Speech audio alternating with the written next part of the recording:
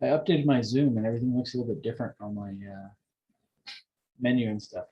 So we got a lot to cover. We're going to go through blood vessels. Yesterday in lab, we kind of went through a lot of the named blood vessels, and that's going to be important for the lab quiz. What we'll look at today is mostly kind of how the different blood vessel types are structured. Big differences between arteries and veins, and then also kind of differences within the different subtypes within each of those two big categories. After we talk about blood vessels, then we're going to talk about the lymphatic circulation. We won't spend quite as much time on that, but it is an important area for us to understand. We do see a lot of patients that undergo surgeries like mastectomies, where they get a lot of lymphedema that is created. And so some of our massage techniques, our wrapping techniques, our exercise interventions can help those patients manage kind of their chronic swelling that they tend to see with that lymphedema when the lymphatic system is affected. We'll talk with the lymphatic system. We'll also kind of introduce a lot of extra information about the immune response in the body and kind of the different components of it, how the different structures in the lymphatic system kind of work, and then some of the different cell types that help our body fight off infections and cancerous cells and things like that. So we'll revisit a lot of that immune stuff in both pathology and physiology next semester and kind of get a little bit deeper into that. So we're going to start off both of these chapters with my friend Hank here. So here he is talking about blood vessels. No doubt about it, your heart is a champion. It electrifies itself, it maintains your blood pressure, it keeps your blood moving, and it's got like a nice shape you can put some chocolates inside of and give to people you like. But the circulatory system is much, much more than just that pump, because the heart also needs a network to actually send all that blood through, right? Cue the blood vessels. Although it's easy to think of them as a glorified plumbing system for your body, that's not a very good analogy. These aren't just passive tubes made merely to carry liquid around like the pipes behind your walls at your home. Blood vessels are actually active, dynamic organs capable of contracting and expanding as they deliver oxygen and nutrients to cells throughout the body, carry away waste products, and do their part in maintaining that all-important blood pressure. You already know about the three major types of blood vessels: the arteries that carry blood away from the heart, the veins that bring it back, and the little capillaries that act as the transfer station between the two. But you've also got arterioles, which are like mini arteries that branch out into those capillaries, and venules, the smallest vein components that suck blood back out of the capillaries and merge into the larger veins that head home to the heart. And it's quite an incredible journey, really. If all your blood vessels could be strung together in a single line, they'd stretch out for 100,000 kilometers. That's like, if you, and then carry the two. It's like 2.5 times around the Earth. And together, this extensive network forms a closed system that begins and ends at the heart. That means that all 5 or so liters of blood in your body are contained within it at all times, unless you're bleeding, which I hope you're not. If you prick a finger and watch a drop of blood pop up, you know that you've nicked a blood vessel, and that blood is leaking out of its closed system. Likewise, if you slam your shin against the corner of a coffee table on your way to the bathroom, and an hour later you see a big nasty bruise forming, then you know you've damaged your blood vessels again, because bruising is internal bleeding, usually into loose connective tissue. And if you're embarrassed about that shriek that you let out when you bumped your leg and you start to blush, well, that's your blood vessels too, expanding, just to say hello.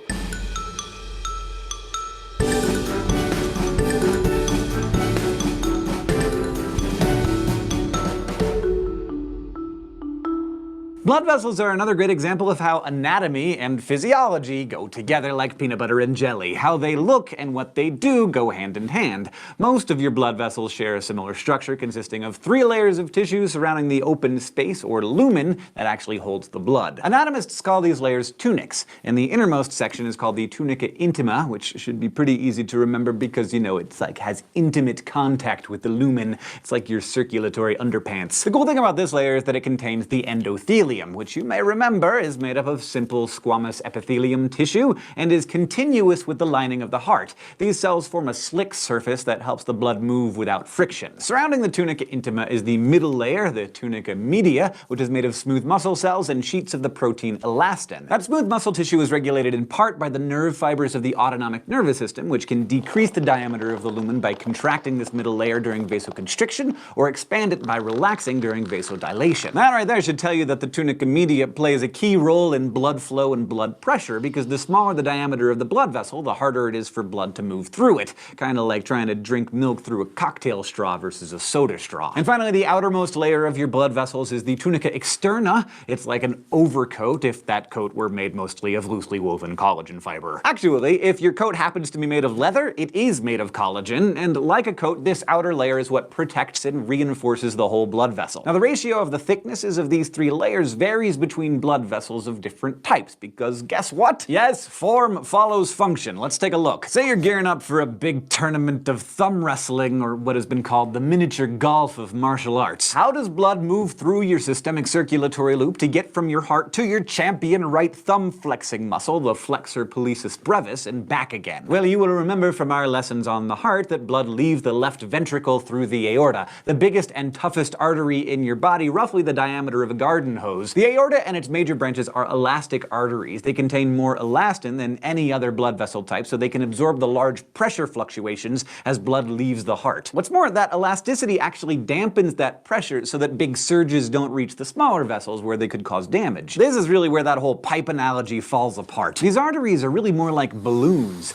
Their pressure reservoir is able to expand and recoil with every heartbeat. If they were rigid like pipes, they'd eventually leak or burst after being battered by so many waves of pressure. So that blood leaves your aorta, and since it's heading to your thumb, it travels along the elastic subclavian artery, which gives way to a series of muscular arteries, in this case the brachial artery in your upper arm and the radial artery in the lower arm. Muscular arteries distribute blood to specific body parts and account for most of your named arteries. They're less elastic and more muscular. These arteries invest in additional smooth muscle tissue and proportionally have the thickest tunica media of any blood vessel. This allows them to contract or relax through vasoconstriction and vasodilation, which we've talked about a lot in terms of the nervous system's stress response. These arteries keep tapering down until they turn into the nearly microscopic arterioles that feed into the smallest of your blood vessels, your tiny, extremely thin-walled capillaries, which serve as a sort of exchange or bridge between your arterial and venous systems. They may be little, but your capillaries are where the big important exchange of materials actually happens. Capillary walls are made of just a single layer of epithelial tissue, which form only the tunica intima, so they're able to deliver oxygen and other nutrients in your blood to their cellular destinations through diffusion. The capillaries are also where those cells can dump their carbon dioxide and other waste back into the blood and send it away, through the veins to the lungs and kidneys, but we'll come back to that in a second. Unlike arteries and veins, capillaries don't operate on their own, but rather form interweaving groups called capillary beds. Besides exchanging nutrients and gases, your capillary beds also help regulate blood pressure and play a role in thermoregulation. Say you're in the room where you're practicing your thumb calisthenics, which probably isn't the thing, but the room is a little chilly, so the blood feeding your dermis loses a lot of heat to that cold air. Well, smooth muscle forms tiny sphincters, yeah, you got sphincters everywhere, around the vessels that lead to each of your capillary beds. When they tighten up, they force blood to bypass some of those capillaries, which means less blood is exposed to the cold and you lose less heat. If it's really cold, the smooth muscles around your larger arterioles and muscular arteries, like that radial artery in your lower arm, will also squeeze, slowing blood flow to your whole hand, which is no way to win at thumb wrestling. But it's one reason why your fingers get all stiff and numb in the cold. They're not getting as much warm blood because your blood vessels are trying to conserve heat. Conversely, if your thumb is working really hard and producing heat from all that exertion, those capillary sphincters relax and open wide, flooding the capillary bed with blood to help disperse heat, which is part of the reason that you might get red-faced when you're hot or exercising hard. So anyway, now your thumb muscles have just feasted on a batch of oxygen and glucose served up on a fresh bed of capillary, and they're ready to take out the trash. The cells send their CO2 and other junk out to the venal end of the capillary exchange, where the capillaries unite into venules and then merge into veins that head back to the heart. Remember that the pressure in these vessels has to be dropping, since fluids always flow from higher to lower pressure. But since the pressure is so low in your veins, it's like 1/12 of the pressure in your arteries, there isn't much pressure gradient left to push the blood back to your heart.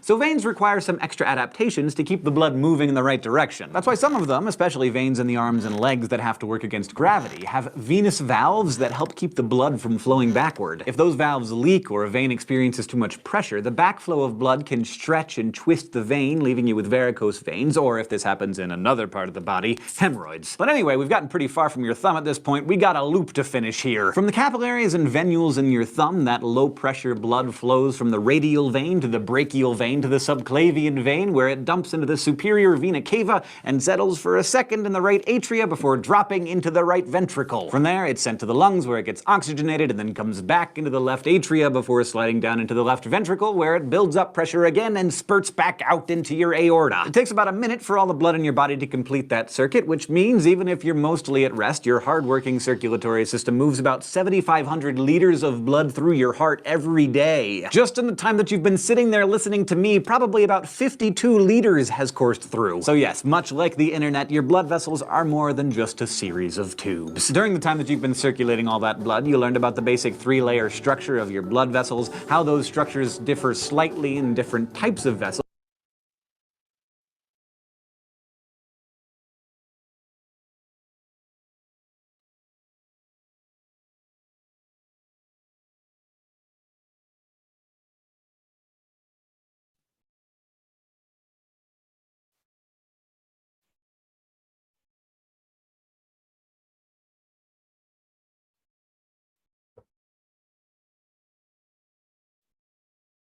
Not sure I like these new updates to Zoom. It's making me a little bit confused here. Sorry.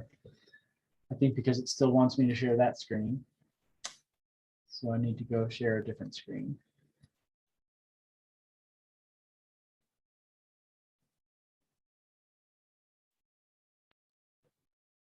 There. That probably looks better.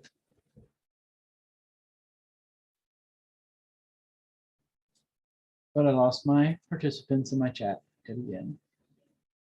Okay, now I'm good. So we'll kind of go through some of these slides pretty quickly because they're mostly just recapping what Hank talked about in that little intro video. But he does a good job of kind of just running through the gamut of really all that this chapter is about in that 10-minute period.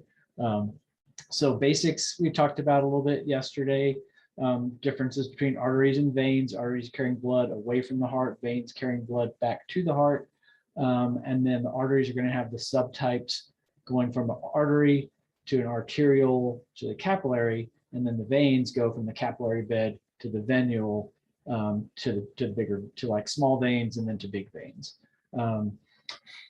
Where we get a convergence of multiple vessels coming together, we call that an anastomosis. And so when I talked about the circle of Willis yesterday in lab, how we have that kind of collateral loop of circulation in the brain. That's kind of a good example of an anastomosis. It gives the body more options for delivering blood where it needs to go, or picking blood up from where it needs to go, depending on the structure that we're trying to perfuse with that blood. This last term on this slide, companion vessels, that's basically just the way that our veins and arteries run in parallel to one another. And it's really similar to, a two-way road, how southbound lanes carry traffic one way and northbound lanes carry traffic the other way. That's kind of how those vessels are set up, and especially in the limbs, and really in most of the vessels, they share the same name. So you have a femoral artery and a femoral vein. You have a brachial artery and a brachial vein. You have, and so on. So those companion vessels usually do have the same names. They're usually delivering blood to the same body region and evacuating the used blood from the same body region too. That was our video. So the tunic layers are those three layers that we see, and both arteries and veins have them, but they definitely differ a lot in how thick they are. In particular, that middle layer, the veins, the tunica media, where the smooth muscle is pretty thin. They don't have the ability to generate a lot of tightness to the vessel. They can dilate and constrict, but in general, they just can't generate quite as much internal pressure. They don't really need to because they're a lower blood pressure system, so they're not having to resist a high internal pressure to maintain their shape. With the arteries or arterioles, you're going to have a much thicker tunica media because we really need to be able to restrict blood flow when we don't want blood flowing through that vessel, and to dilate when we do want it flowing through that area. That tunica externa is kind of the outer covering that gives it some protection. It also gives the body the ability to anchor other blood vessels to the veins and arteries themselves. Anytime you have muscle, that muscle is going to need a fair amount of blood flow. So our arteries and veins have their own arteries and veins running to them because they need to be able to deliver nutrients to that muscle that's doing its thing. Our capillaries don't have the tunica media. They don't have the tunica externa. They basically just have the internal layer and then a surrounding layer of connective tissue, our basement membrane that we kind of talk about that lets it adhere to something. So that's kind of the big difference in those vessels. I like this slide because it does give you a good idea of just how much of a difference we see in the wall thickness. So that outer layer, that tunica externa, in both the arteries and the veins, you can see other arteries and capillaries and things embedded in that wall. So in the middle of this blue wall, kind of looks like fruitcake or something with all those little things, pebbly looking things embedded in there. Those are just cross sections of mostly arteries and veins that are in that outer layer. We see the same thing over here with the artery side of things. This whole big thick area right here, that's the tunica media. So that's the smooth muscle layer. And if we look on the vein, it's basically just about as wide as my little cursor arrow. So we see a big difference in thickness in that muscular layer here versus all of this right here. Now the arteries have additional elastic lamina layers that help. So think about just like a pair of shorts or something, or a sock that has an elastic cuff on it. That's kind of what these layers are. So we have two separate ones that are basically embedded in between each of the three primary tunic layers. So we've got our tunica intima, this light pink one, and then right around encircling the entire perimeter of that, we have this internal elastic lamina. Then we have the tunica media, and then between the tunica media and the tunica externa, we have another elastic layer. And so those arteries having that elastic, those two elastic layers, give that vessel the ability to, when the heart pumps out a large amount of blood, it's a big wave of blood. And so that vessel needs to be able to give and stretch to kind of accommodate that big surge. Otherwise, you'd end up tearing it. And when we get older, our blood vessels, like most of our tissues, start losing some of their elasticity. And so for most people, you tend to see their blood pressure rise as they get older because the vessel can't give as much. And so instead of being able to expand, which if we have a given volume and we expand the area that that volume of blood is in, that's going to lower the pressure. As we get older, if that vessel can't give and stretch as much, that same volume of blood is going to cause an increased blood pressure inside that vessel. And then that can cause further damage. Anytime we raise the pressure above kind of the normal values, we start running the risk of creating some damage to the intima layer. And when that intima layer gets torn, stretched a little bit, and slightly damaged, then it generates an inflammatory response. It can create some scar tissue. It can create an opening for plaques and fatty deposits to start building up. And so then that kind of makes the problem even worse, because then we start building up this plaque on the inside, and that plaque is not as stretchy as the vessel and the elastic layers. And so then that further elevates the pressure.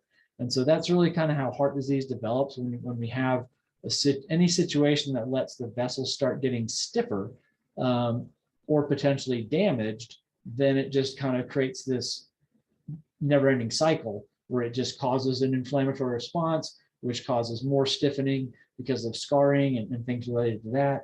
And then it just makes the pressure get higher.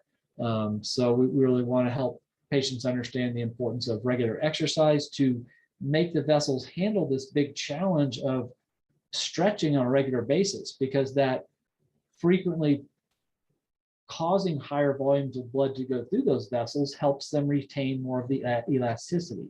Just like if you stretch on a regular basis, you're going to tend to have a better range of motion over the long term. So our vessels do benefit from stretching too. If we think about stretching our limbs, mostly what we're doing with the vessels is stretching it more along its length.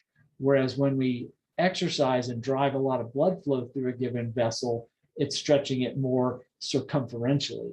But both types can help maintain the pliability and flexibility of arteries. So there are studies showing that doing, regular yoga practitioners or people that stretch on a regular basis, their vessels are more pliable, and that makes them at less risk for heart disease too, or any kind of peripheral artery disease that can lead to things like amputation and other complications down the road. The other thing that we see on veins that we're not going to see on arteries are these valves, and we don't see valves in venules. They're too small, and they don't have enough layers, and they don't really have the need to kind of, they're small enough diameter that I think they're not worth having in there. But as we move further from the periphery and closer to returning blood back to the heart, the vessels on the venous side get bigger and bigger. And as they get bigger, then they need to have these supplemental valves to kind of help control which direction the blood is going to flow. And we'll look at the valve function in just a little bit and how they're built. So here's a nice picture kind of looking at the difference in the lumens. So the lumen is just that internal space, the hole in the middle of the tube.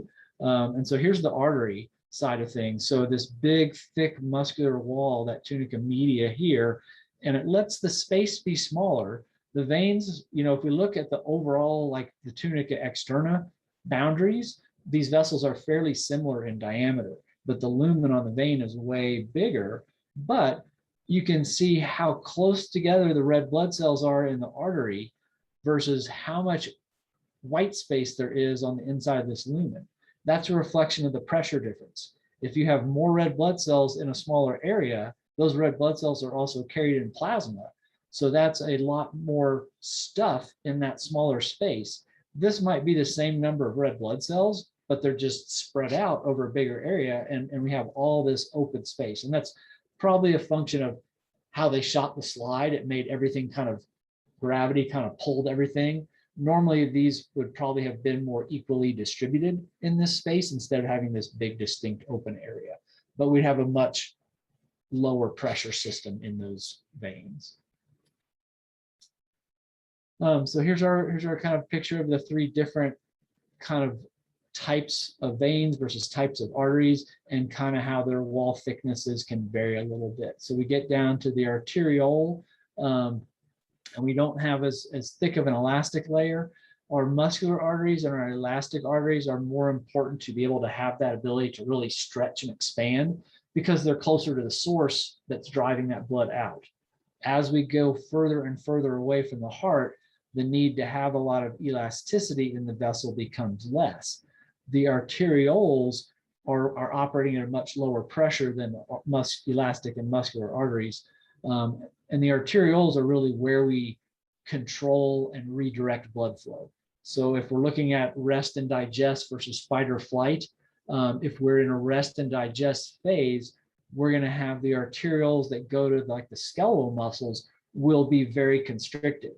We're trying to drive blood flow to the gut so that we can process lunch, and we're not worried about delivering a lot of blood to the muscles. If we're in a fight or flight response and we need to get out of dodge, or we need to put up a battle, then the arterioles going to the skeletal muscle are going to dilate, and the arterioles going to the gut are going to really constrict, because it's like, hey, forget about lunch, we'll worry about that later. Let's fight off this invader right now, and that's kind of the bigger priority. So the arterioles are really the key for shunting blood and redirecting it depending on the demands of the body. Whichever organ systems or body part needs that blood the most, for whatever helps the body maintain homeostasis, is kind of what's going to direct which arterioles are going to cause dilation and let a lot of blood flow to that area, or which are going to constrict.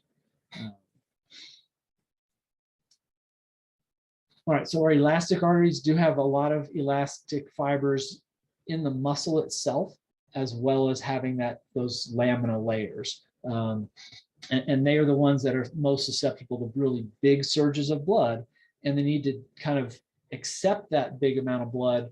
But having the elasticity also helps it recoil, so it kind of spreads out the time duration that surge of blood is traveling. If a vessel is stiffer, when the heart pumps out a given amount of blood, if it can't stretch, then it can't kind of prolong that dispersion. It's going to shoot through that tube a little bit faster, but it's also going to result in higher pressure and potentially more internal vessel damage. So those elastic arteries, again, are the ones that are most proximal to the heart. So our really big ones right up close. As we start moving away, we start getting into the carotid arteries, we start getting into the axillary arteries and things like that. Then we're going to transition into more the muscular arteries, which still have a good amount of elasticity, just not as much as these elastic arteries. So those muscular layers do have those embedded laminas that are going to help them have that ability to stretch and give a little bit. It's really amazing. I know some of you have had the experience of being able to work with cadavers in prior anatomy classes, and I don't know if you remember seeing and feeling the difference between arteries and veins. Arteries on a cadaver are still round and they're still kind of firm, because that if they've been preserved properly, then that soft tissue still has some of its original resiliency and components that give it its shape and its structure. Veins, on the other hand, once the blood gets drained out of that cadaver, they just collapse. There's not enough muscle tissue in veins to help them hold their shape. And so they just look like a deflated balloon. They're just collapsed. But arteries will tend to stay round and plump because they do have these elastic layers and these muscular layers that give them more structure and shape. And again, our arterioles are still considered arteries. They're the last step before we transition to the capillary beds. And those arterioles, like I say, are the key ones that help us divert blood away from areas that don't need it at that time and redirect it to parts of the body that do need it at that time. And so if we're in a really hot environment, then we're going to send a lot of blood to the skin, because that's going to help us radiate heat off our skin as well as generate sweat so we can help cool ourselves off. If we're cold, we're going to vasoconstrict to the skin so we can try and keep that blood closer to the core of the body, where we need to maintain the health of our more central organs: brain, the heart, the lungs, the liver, spleen, kidney, all those critical things that kind of help the rest of the body do its thing. Extremities are expendable. The liver isn't expendable. The brain's not expendable. We need to protect those more critical organs. And so if we lose a finger or a toe because we got stuck out in the winter, or our boots got wet or whatever, the body's logic is, we can survive that. We can still maintain homeostasis if we lose a toe. But if we lose a brain, we can't do that. If we lose the heart, we can't do that. All right, so our capillaries, just the tunica intima, and then we have that basement membrane covering them. We do need the capillaries to be very thin so that it's easy for diffusion to take place, so that oxygen and carbon dioxide can come and go as needed, so that water can leak out and help bathe the cells and get water into the cells. Ions can escape, but big stuff, the red blood cells themselves can't really make it out of that capillary wall. It's not a big enough gap for those formed elements to kind of escape. And we do have different types of capillaries. We'll talk about those in just a sec. So here's kind of our capillary bed structure. We've got our arterial on one side. We have this kind of primary central arterial that connects the artery side of things with the venous side of things. And so this is kind of the pathway that, if, let's say this is perfusing skeletal muscle, and we're all just sitting here in class, we don't really need to send a lot of blood to our skeletal muscle. So we will keep these little vessel openings constricted and just let the blood flow through that primary central channel and just make it over to the venous side. And maybe somewhere further down on that circulatory path, some other body part might need some of the oxygen that's still being carried in that blood, because these tissues didn't need it. So they just sent it on their way. They're not hoarders, they're not preppers. They're just gonna, like, I don't need it right now, let it go to somebody else. Maybe somebody else has a higher need. If we start exercising all of a sudden, now we're gonna vasodilate. We're gonna let this smooth muscle, these little sphincters open up, and now we can perfuse these capillary beds, which then decreases the diffusion distance for the muscle cells. And it helps the oxygen get to the muscle cells, helps the glucose get to the muscle cells, helps the waste products like carbon dioxide that working muscle is producing leave the muscle more effectively. And that's going to help us keep our pH in the muscle where it needs to be, to let those cellular processes of muscle contraction keep taking place. So that's kind of the gist. It's, if you've ever seen like a farmer's fields, if they have like a central irrigation canal, a lot of times you'll have little furrows that they've plowed branching off of that central canal. And if they keep all the gates closed, then that water is just going to stay in that central canal. And that's kind of like this meta-arterial coming right down through the middle. When they want to irrigate their fields, they can open up certain gates, and then the water can escape from that central canal and flow into the furrows that are where those gates are. And that's going to let you irrigate those canals. And that's really kind of what we're trying to do. We're trying to irrigate the body tissues so that we can deliver the things that it needs and help remove the waste that those tissues are producing, whether it's our small intestine, whether it's our skin that we're trying to get rid of body heat, whether it's our muscles that are working, whether it's our neurons up here that are doing math or some other hard process that's taking a lot of focus and concentration. So this is a really important thing to understand. It is autonomically controlled, and it's going to have mostly be driven by the conditions in the tissues. When the pH and the temperature starts changing in the tissues that are working harder, that's the stimulus that tells these sphincters to open up and let the blood into those areas. Overriding that all is, of course, the fight or flight response. And that can basically, okay, hold on, I know we were worrying about digesting lunch, but you know, somebody just came running in here with a gun and I got to get out of here. So let's send that blood elsewhere. So that's kind of our control level. So arterioles in general are kind of that key area. We do have others that deliver, you know, decide where blood is going in the body, but it's going to be supplemented by the smaller vasodilation and constriction of these linkages to the capillary beds. So our three types of capillaries we've got listed on this slide. We've got continuous, we've got fenestrated, and we've got these sinusoidal type. The continuous are the garden variety, vast majority of capillaries in our body. Tightest seal, most difficult for bigger molecules to escape. Mostly designed to let oxygen and carbon dioxide exchange, to let ions and water leave. But anything bigger or structural is going to have a hard time getting out. We want to keep most of those things in the blood.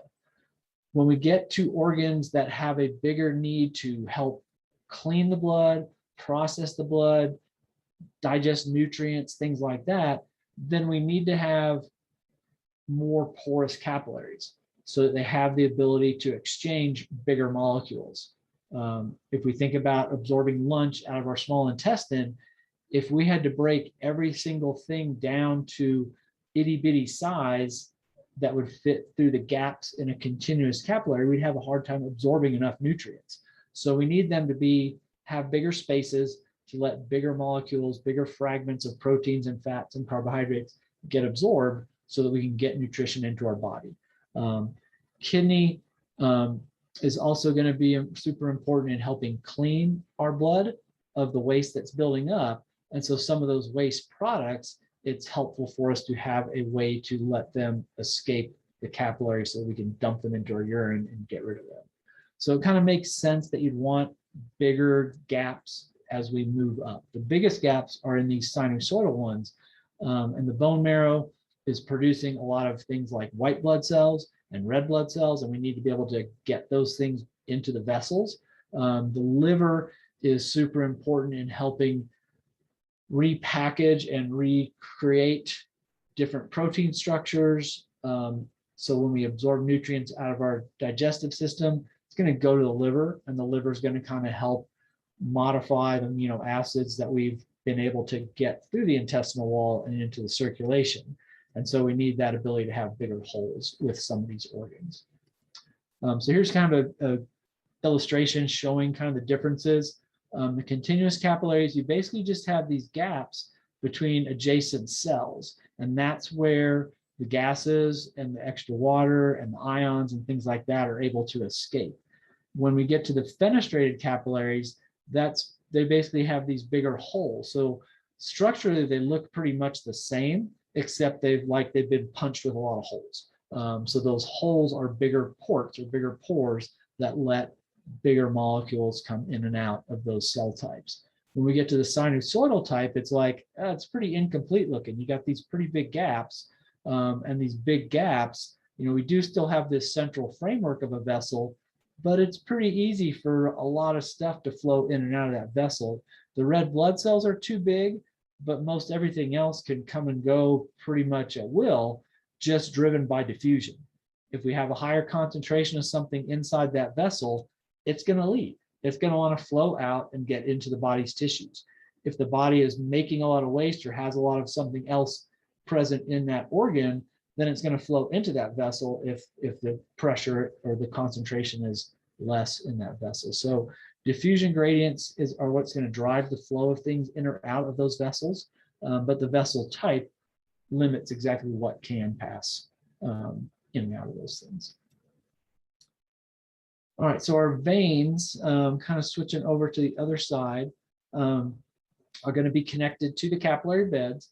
Essentially, you have the arterial side of the capillary bed and the venous side of the capillary bed, and that venous side is picking up the things that have been put into the capillary bed. So a lot of the plasma that escapes from the arterial side of the capillaries gets picked right back up by the veins. Roughly 85% of the plasma that leaks out into the capillary beds gets picked back up by the venous side of the capillary bed. We'll talk about the lymphatic system in the second half of class today, and that the lymphatic vessels kind of pick up that remaining 10 to 15% of plasma that the venous system didn't pick up. So we'll revisit that a little bit. I think the average person has roughly like 5 liters of blood in their body. Again, depending on body size, it's going to be more or less.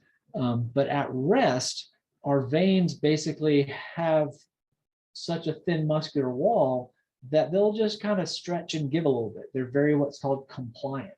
So when we are at rest and we don't need to deliver a whole lot of blood, then a lot of our blood just stays out in those veins. And blood is moving through those veins, but they're just holding a lot of extra blood kind of in reserve. It's kind of like the cavalry.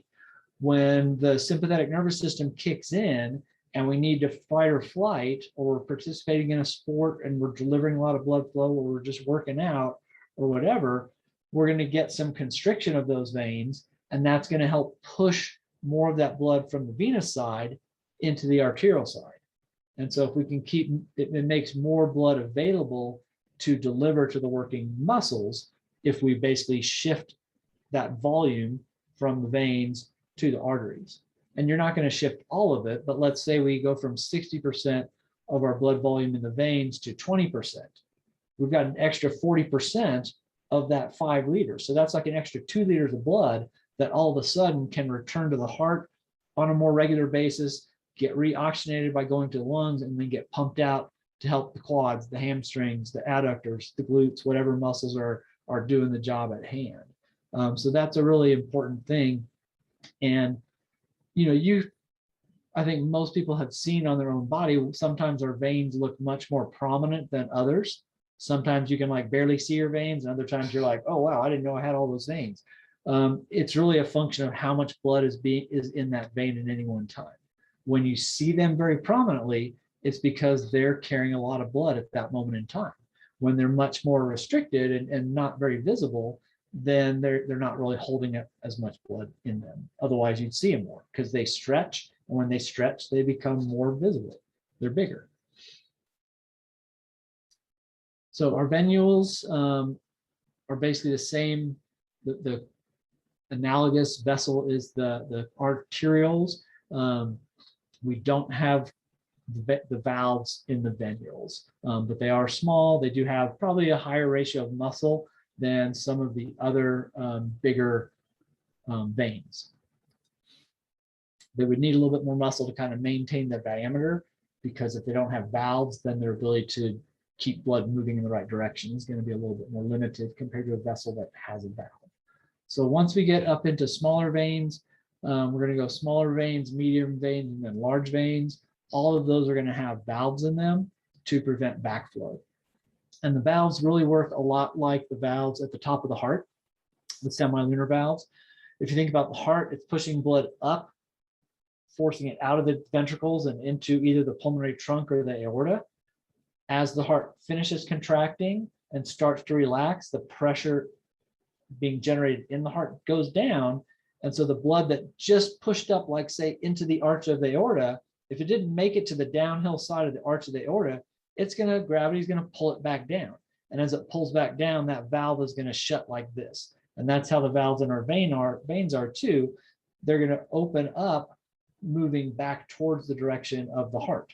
And so if the blood gets pushed up past them, as it starts settling back down, we want that valve to close and seal off. And when they start to fail, then it lets more blood pool behind the failed valve and puts more pressure on the next valve that is intact, that's more distal. And that's often when you start seeing varicose veins, like on the back of people's legs. That's basically when those big squiggly veins become that much more visible. It's because a valve or multiple valves have failed, and it's letting more blood pool in the space where it shouldn't be. And so it makes it more prominent. And they can do surgeries to fix them. A lot of times they won't bother unless it's painful or creating other complications. So the valves are, passive structures. They function just on pressure. If there's enough pressure pushing blood up from the bottom, they're going to open up and let that blood move through. And if there's enough back pressure of that blood flowing back down, that's going to close them. They don't really have a muscular activation like, say, the glottis. When I swallow, I engage throat muscles, and it makes that epiglottis flap open or close. Valves are just passive. So what helps the valves work are these two pumps. And these aren't pumps that we like turn on and make run. They're basically things that we kind of do intuitively, and things that a lot of times the motions that we're doing are going to help drive it. And really the pump just refers to the fact that when we contract skeletal muscle, it compresses on our vessels, from the capillaries to the arterioles to the arteries to the venules to the veins. It squeezes down on them. And when it squeezes down on them on the arterial side, it makes it harder for blood to flow. But on the venous side, that's essentially what milks the blood out from the distal end of our circulation and move it back proximally. And so think about it like you're milking something, and that's kind of basically what it is. You're squeezing the vessel, and that's basically pushing the blood from everything. If you squeeze it, the blood that's where my fist is going to get pushed up. And if it pushes up past the valve, then it's not going to return to where my fist was. Then when I open up my fist, it decreases that pressure and more blood can potentially flow in there. And so then every time I squeeze it, it's pushing it up. And so our skeletal muscle pump, when we're standing upright, we kind of subtly are always like shifting our weight a little bit front to back, a little bit side to side. And that little bit of weight shifting makes us work our calf muscles and our toe flexor muscles. And that little bit of muscular activity is enough to kind of just go back and forth and squeeze those vessels, those veins that are in our lower legs. And that's going to help push that lower leg blood back up more centrally. If we're standing still and we're not engaging those muscles by either stepping or shifting our weight, then it makes it harder for those veins to work and harder for the blood to return to the heart. And oftentimes people will get kind of lightheaded. I wasn't in the military, but I've heard from enough military people that a lot of times the drill sergeant types will make people stand at attention for an extended period of time. And if you're standing at attention and not moving, your risk of passing out goes up dramatically, especially if it's hot outside. If it's hot outside and your body is sending a lot of blood to your skin to try and cool yourself off, and you're standing ramrod straight still and you're not weight shifting, you're going to have big issues with that blood pooling in your legs, and you're not able to get enough blood back to your heart, and then you can't get enough blood back to your brain. Are you laughing because you were in the military, Crystal, or no? No, but I'm a Marine wife, and so I've watched it happen. They're all standing at attention, and there's a big event, and then somebody just falls face first onto the ground, and the event doesn't stop. The other Marines come in, pick him up, go somewhere else, and then they all go back, and then they replace him. Yep. So they don't do like a weekend at Bernie's where they just try and hold the person up. They actually get the medical help. No, they just say that guy's an idiot. He didn't bend his knees. He kept his knees locked. Yeah. You have to have a little bit of muscle contraction to help keep that circulation going. When I was in 8th grade, they took a big picture of the whole class, and so they had one of these panoramic cameras that did it. And this was back in like the 70s. So they had us on these bleachers kind of, and we're doing it, and we did it outside, and this is in Houston in like September or something like that. So it's still super hot. And I remember one of the girls passing out, and in the picture, you know, it was one of these kind of things that took a pretty long time to take. She's like kind of blurred because she's like starting to go down at some point while the camera was capturing the image. So I distinctly remember that happening. So if you do have to stand still for a long period of time, keep your legs moving, keep shifting your weight. If you start feeling lightheaded, we want to kind of keep moving. And that's a common thing when you're working with patients. Say you're doing gait training, or you're just trying to get them some physical activity, and you get them up and you have them walking a little bit. If they say they're starting to feel lightheaded and they want to stop and rest, that's pretty much the worst thing they can do. Because if they're already feeling lightheaded and you have them stop moving and not contract those leg muscles, well, then it's going to make it that much harder to drive blood to the brain. The better option is to try and sit them down, or to try and help them stand still, but encourage them to weight shift. You know, if they need to catch their breath and stop, that's one thing. But like I say, if they're complaining about being lightheaded and you have them stop, that's probably just going to make them more likely to pass out. So try and either keep them moving in some way, or sit them down where if they pass out, they're in a more supported position. So the other pump is the respiratory pump. Let's look at this picture here. So the respiratory pump is just what's being created as the diaphragm contracts and relaxes. So when the diaphragm kind of follows our ribs in this kind of arc when it's at rest, when it contracts, it's going to pull down into the abdominal cavity. So when it pulls down, that's going to lower the pressure in the thoracic cavity and make it easier for blood to flow in the veins there. But it's going to compress the veins in the abdominal cavity and kind of milk those veins a little bit. And that's going to help push the blood up past the valves a little bit. When we exhale, now we're going to increase the pressure in the thoracic cavity, and that's going to kind of squeeze those veins a little bit tighter, but it's going to lower the pressure on the veins in the abdominal cavity, and that lets them fill with blood a little bit. So just breathing in and out basically kind of helps milk some of that blood, especially in that inferior vena cava. Is where you're going to have the biggest effect. And that's the vein that's returning all the blood from the legs back to the heart. So that's a really important thing. So we don't want to hold our breath when we're feeling woozy.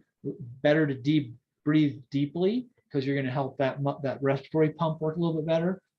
And then with the muscle pump, we want to kind of keep those muscles working and squeezing together.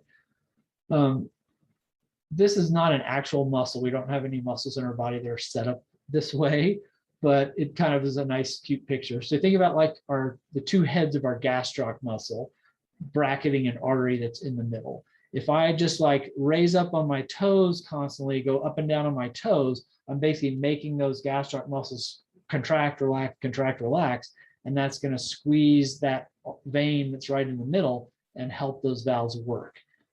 Imagine this vein that's pictured here as a tube of toothpaste.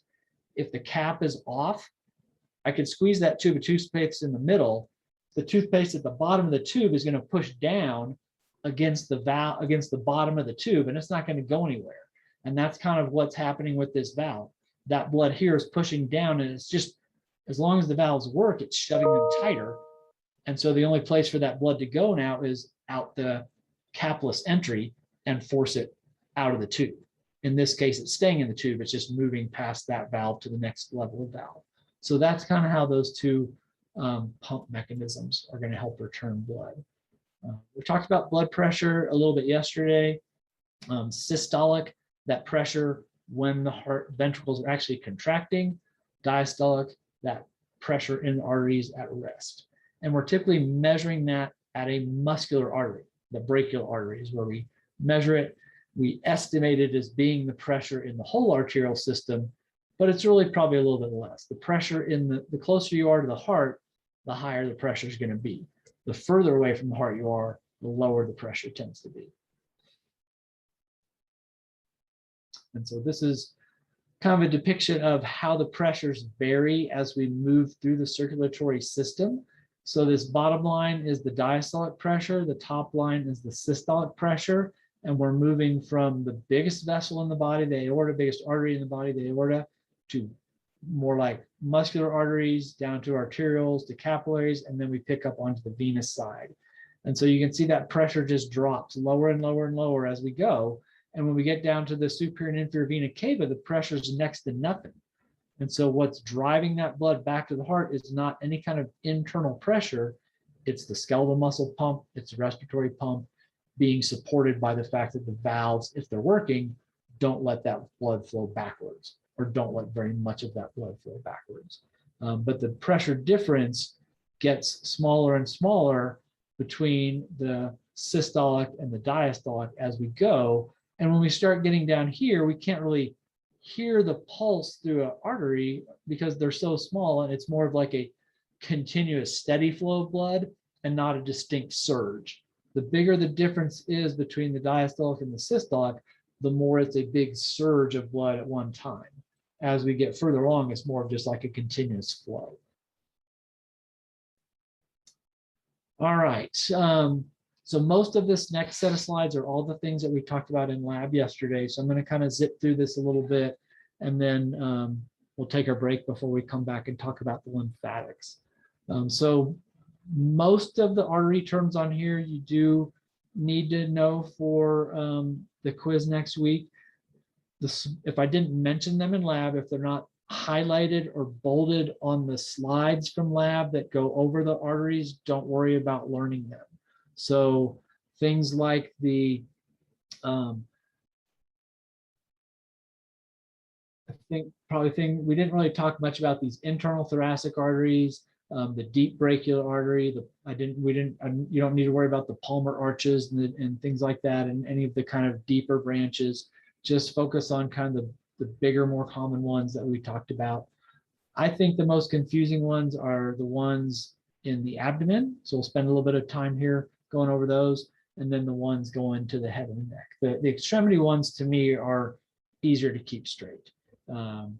So let's kind of review those. And then the veins, pretty much the companion vessels to the arteries are the ones that you need to know, and usually you have pretty similar names. There are a few differences when we look at carotid versus jugular. When we look in the arm, we've got, in addition to the brachial vein, we've got that basilic and the cephalic, and we don't have those same named vessels on the arterial side. But other than those, most of the names are pretty similar between the venous side and the arterial side. So these bolded ones on these slides, you definitely need to know. We've got our ones delivering blood to the heart, our left coronary artery and our right coronary artery. Left coronary artery is going to split. Which two vessels does it split into? Maybe remember that from yesterday.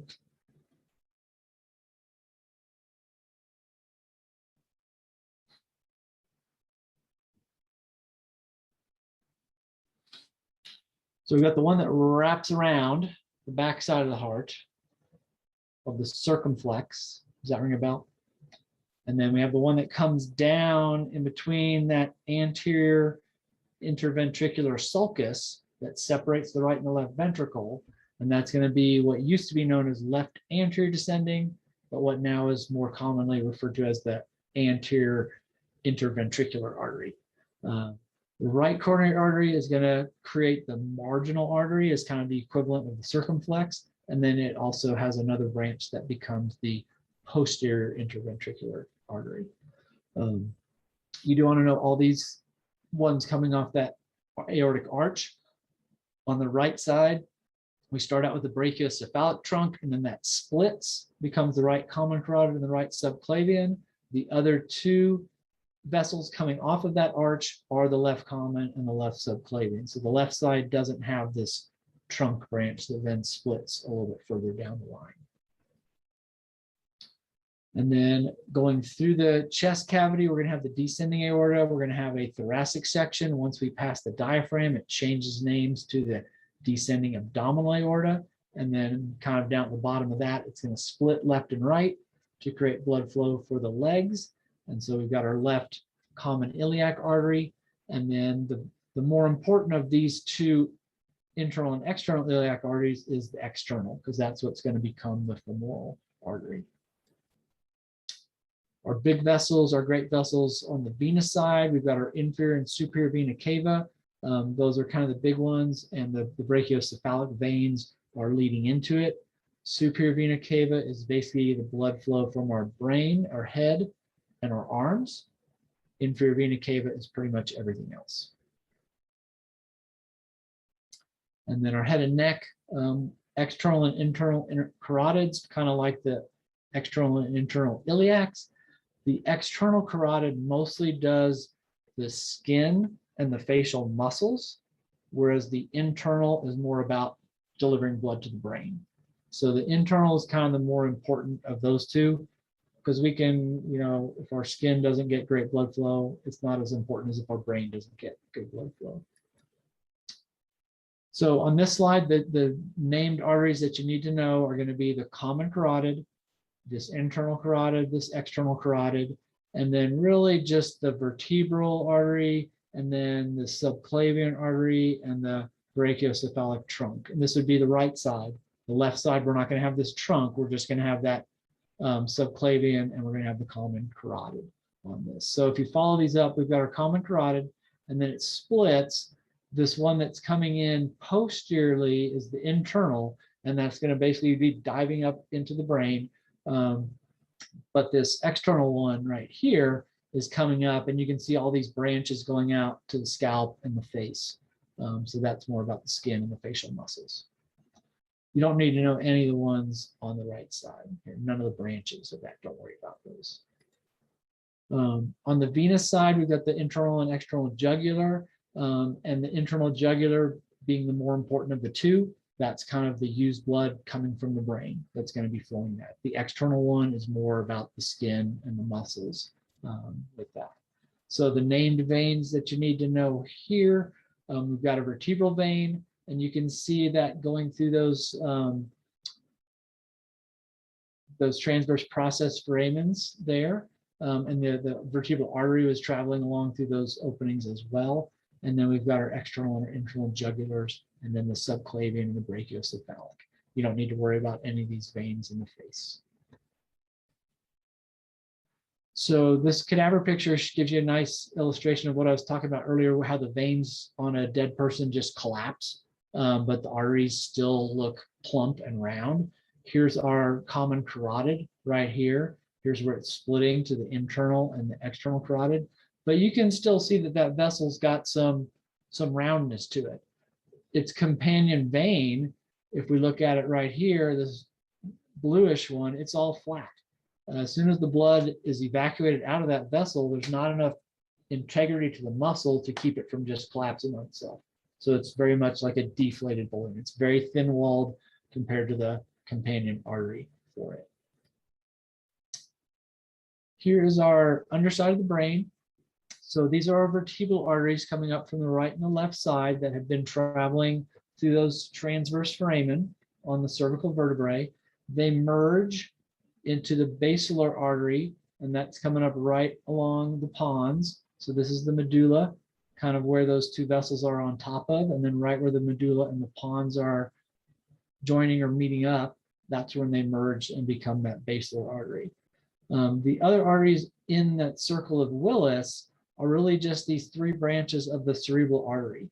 We've got the posterior cerebral artery, we've got the middle cerebral artery, and then we've got the anterior cerebral artery. And then we just have these little connecting vessels that kind of link that circle together.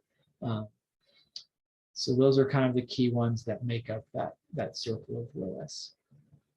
As far as blood flow leaving the brain, we kind of talked about this when we went through the meninges, all of those different sinus layers that are fitting in between those kind of double layers of the dura mater. We have that superior sagittal sinus on the top. The inferior sagittal sinus runs the same way, but it's basically right on top of the corpus callosum, deep down into that longitudinal fissure. And then the straight sinus is kind of coming straight back. And then the transverse sinuses are basically between the cerebrum and the cerebellum. But all the blood that has been flowing up through the vertebral artery and the internal jugular, perfusing through the brain, then are getting picked up by various smaller vessels and getting dumped into these sinus vessels to then merge back into the internal jugular. And so that's what this picture kind of shows here. There's our superior sagittal sinus, our inferior sagittal sinus, our straight sinus, and then we've got our transverse sinuses going around the perimeter.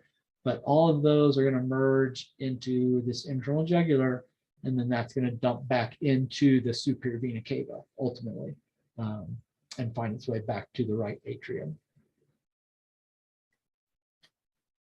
All right, let's look at these ones coming through the torso.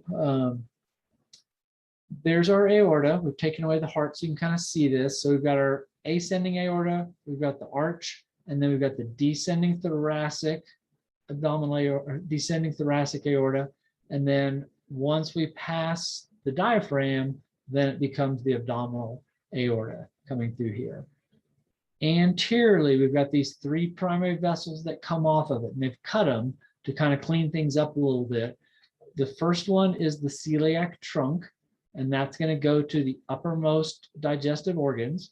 So we've got the liver that would normally be over here on this right side. We've got our stomach, and then we've got our spleen. The spleen is kind of right up here above that left kidney. So that's what the celiac artery supplies blood for. The next one down is the superior mesenteric. And we'll look at a picture in a minute. The superior mesenteric basically creates a loop over mostly on the right side.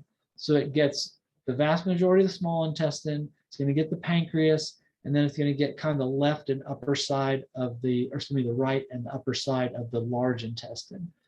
This inferior mesenteric artery creates a loop kind of over here that then perfuses most of the rest of the large intestine, the sigmoid colon, and coming down in here. So those are kind of the key ones there. These two big vessels coming off to each kidney are the renal arteries, and those are kind of the main ones that you need to know there. So this is a helpful one to look at. And then certainly when we start creating the vessels for the legs, these iliac are also really important. So our common iliac is what branches off of the descending abdominal aorta. So we'll look at some close-ups of those in just a second. The veins, the names are pretty much the same. So here's our celiac trunk, that first little one coming off, gastric artery going to the stomach, splenic artery going to the spleen, common hepatic artery going to the liver. So they're named by the organ that they're going to. Nothing else on here you need to know any detail about. When we look at the superior mesenteric, so here's the celiac trunk at the very top that's been cut. Just below that, we've got that superior mesenteric artery, and it's basically creating this loop coming all the way around here. And it is kind of connecting, and it ties over a little bit over to here and then returns some blood this way. But all these additional vessels are all just ones that are embedded in delivering blood to the small intestine primarily. They've taken the small intestine away in this picture so you can see it, but that's where a lot of those branches are going. And this is the large intestine that we're seeing. If we come down here, here's our inferior mesenteric artery where it starts, and it creates this kind of lower loop of vessels that are then going to perfuse the descending colon, the sigmoid colon, and then the rectum down through there. So those mesenterics are all about the digestive organs, as well as the celiac too. Our liver, anytime you see hepatic, that means the liver. The circulation for the liver is kind of interesting because unlike most of the other vessels on the venous side that dump and collect into the inferior vena cava, the venous side of the digestive system takes nutrients from the small intestine, the large intestine, and delivers them directly to the liver. So it makes a stop at the liver first. So the liver has a chance to modify the molecules that are coming in. If we've taken things that are potentially harmful for us, then the liver has the ability to kind of change those molecules and try and help us detoxify. So when you look at medications like prescriptions that are taken, they get absorbed through the gut, go through the liver first, and then the liver is going to tweak them and change them. And the liver affects the half-life of most of those medications because it starts changing the form of them. And when they design pharmaceuticals, they have to design them in such a way that after they pass through the liver, they're still going to do the job that they want them to do. If they can't do that, then they will bypass the digestive system. And in order for that medication to be effective, it needs to be introduced to the body in a non-pill form.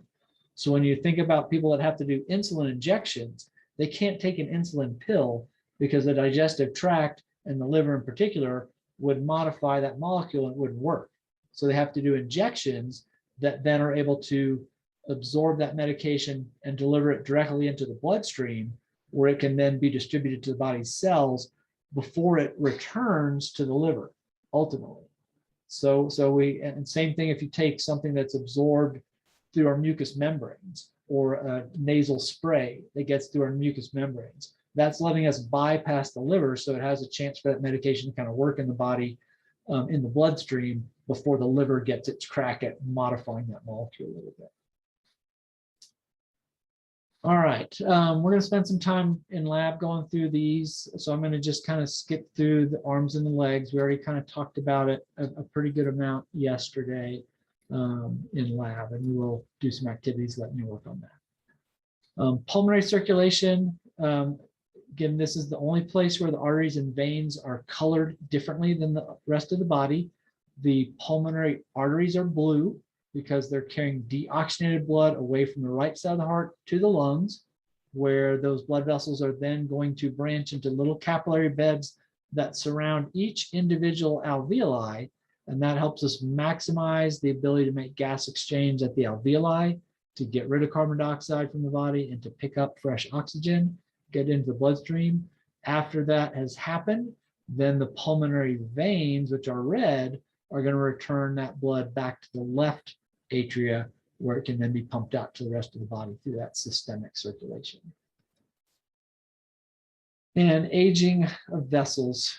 We do get older, and like most structures, as I kind of mentioned at the beginning, our vessels get stiffer, and most people, your blood vessels, your blood pressure rises as you age. We have bigger blockages as we age, and we have more problems with vessels rupturing and failing as we age. So you got that to look forward to.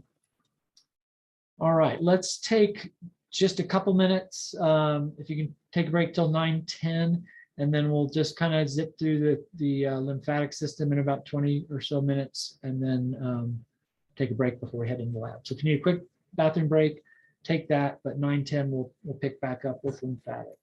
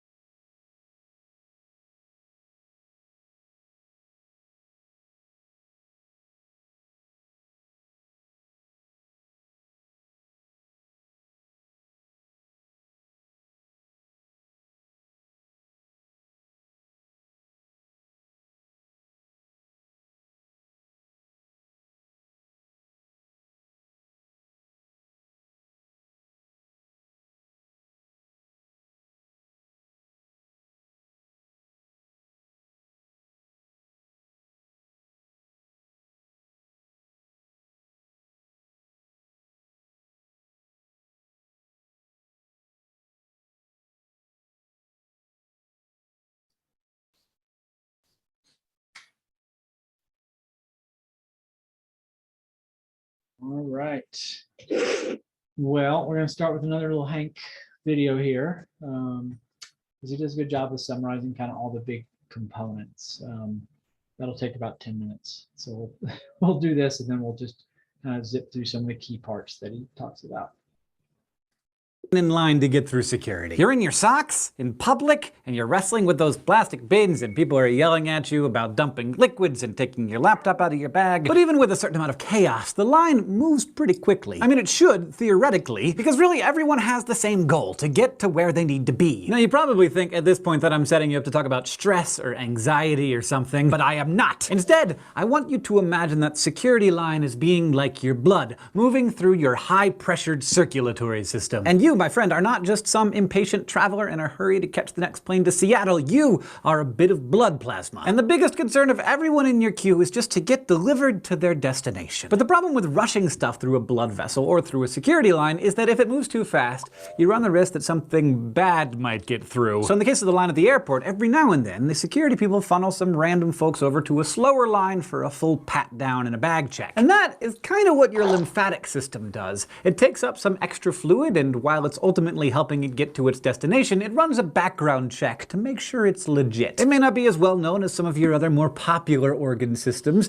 but your lymphatic system quietly plays a vital supporting role to both your cardiovascular and immune systems. For one thing, it maintains your homeostasis by eventually returning most of the fluid that has been diverted back into your blood. Which is good, because if it didn't, your ankles would swell up like balloons, your lungs would fill with fluid, and your blood volume and pressure would drop to the point where your body would just give up and you would die. But the lymphatic system isn't just another security line. It also has a series of checkpoints that are staffed by special security officers that have the ability to take care of small infections on the spot. Or if they really don't like the looks of what they've found, they can alert the whole immune system to take it down. So for keeping your blood volume levels where they need to be, for keeping you from collapsing from low blood pressure, and for preventing you from dying from a staph infection every time you scrape your elbow, you have to thank the unsung hero of your anatomy, your lymphatic system.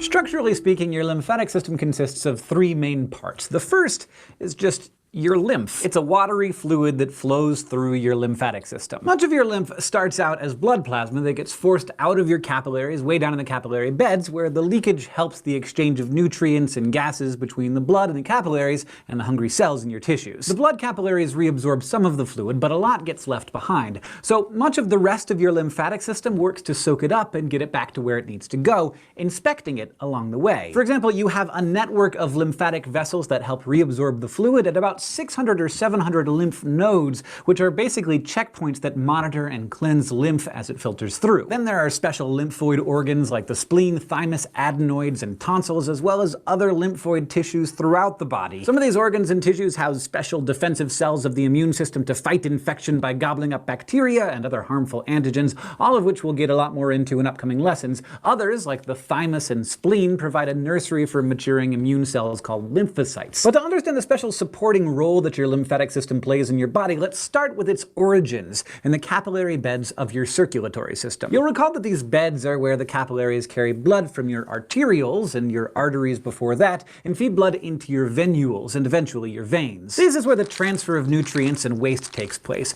as blood pressures force plasma out of the arterial end of the capillaries and into the interstitial fluid between the cells of whatever tissue you happen to be in. And most of that fluid gets drawn right back into the capillaries on the venous end, thanks to osmotic pressure. But some is left behind. Of the 20 liters a day that's forced through the arteriolar end of all the capillaries all over your body, only 17 liters is taken back up by the venous end. Those other 3 liters?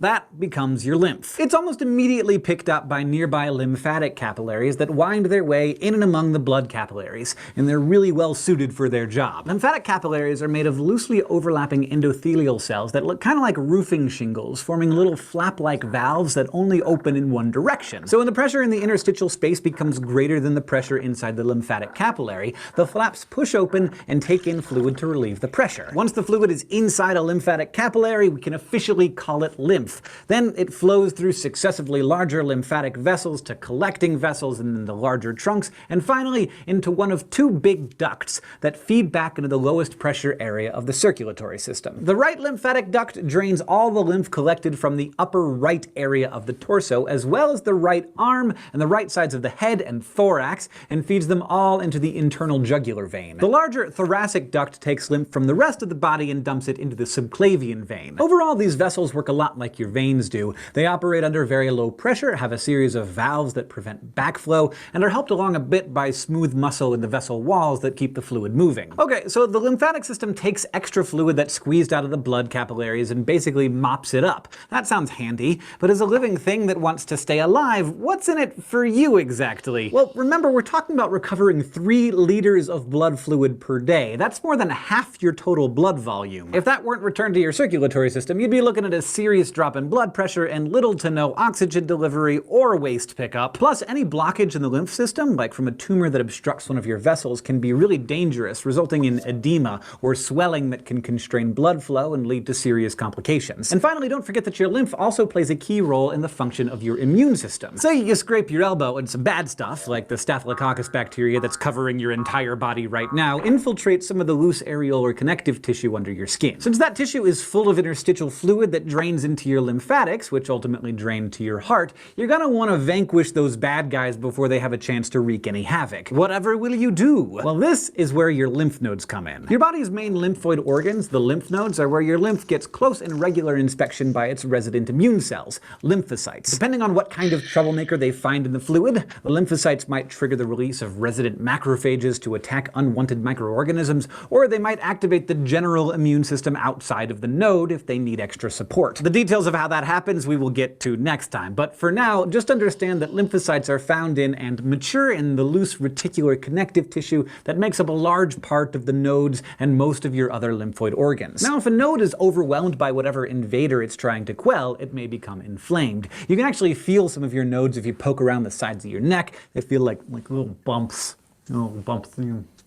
Yeah, there they are. And noticeably enlarged lymph nodes are often an early diagnostic sign of disease or infection, which is why doctors are always feeling around under your jawline during checkups. But your lymph nodes aren't the system's only checkpoints. You've also got a few special outposts placed at strategic entry points to particularly sensitive tissues, like those in the respiratory and digestive tracts. These are called mucosa-associated lymphoid tissues, or MALTs, because they can be found in mucous membranes around the body outside of the lymphatic vessels. Your tonsils are some of the largest collections of these tissues, which together form a ring around the entrance of the pharynx. There, they can inspect everything you eat and breathe and try to remove any pathogens before they enter the GI tract or lungs. It's a pretty big job, actually, which is why sore throats and swollen tonsils are a common sign of a cold or other infection. Another collection of MALTs, called Peyer's patches, are in the distal portion of the small intestine, providing another checkpoint along the GI tract. And contrary to popular myth, your appendix is not useless, because it too contains a bunch of lymphoid tissue and is conveniently located where it can destroy any remaining bacteria before it can breach the intestinal wall during absorption. Exactly how your lymph and immune cells detect and destroy the unwanted visitors that might otherwise kill you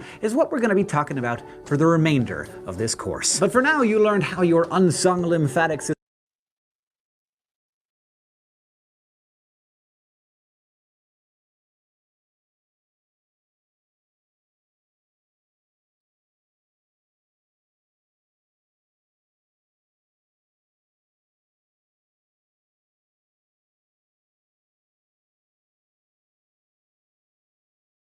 Craig, you're muted.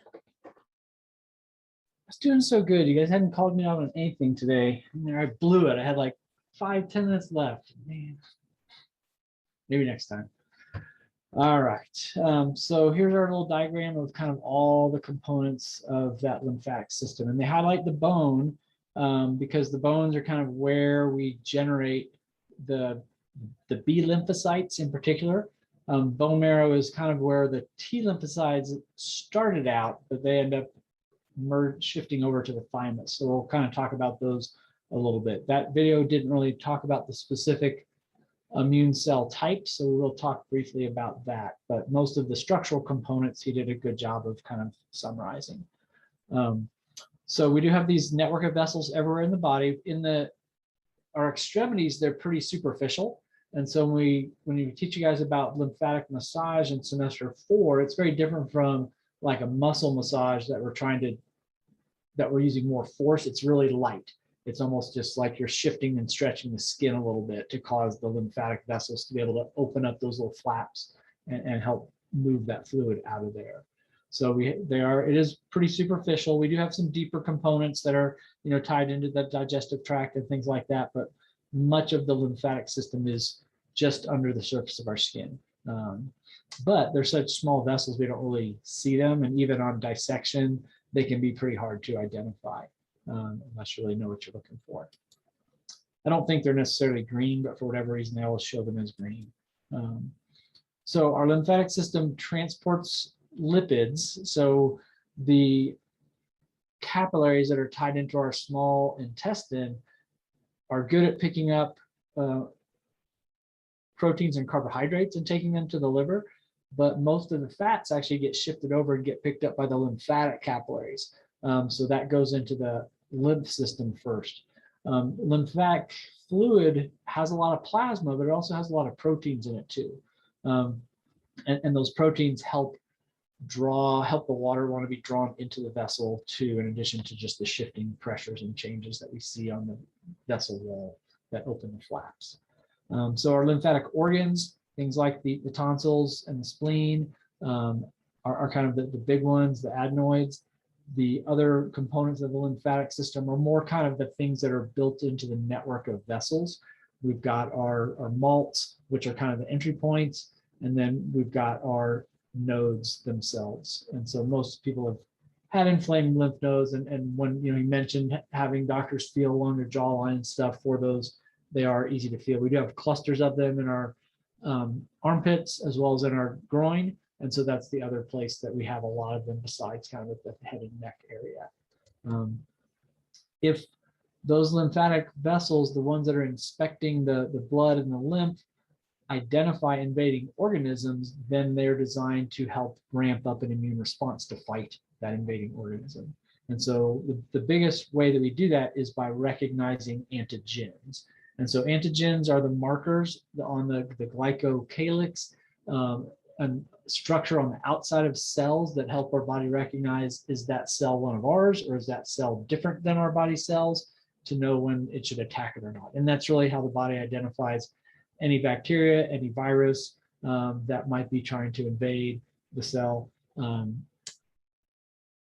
Those cells also are built to identify cancerous cells, tumor cells that may not necessarily have a bad antigen per se, but don't look quite right because they're malshaped and malformed, and the body says that's not quite right. Let's take that thing out of commission.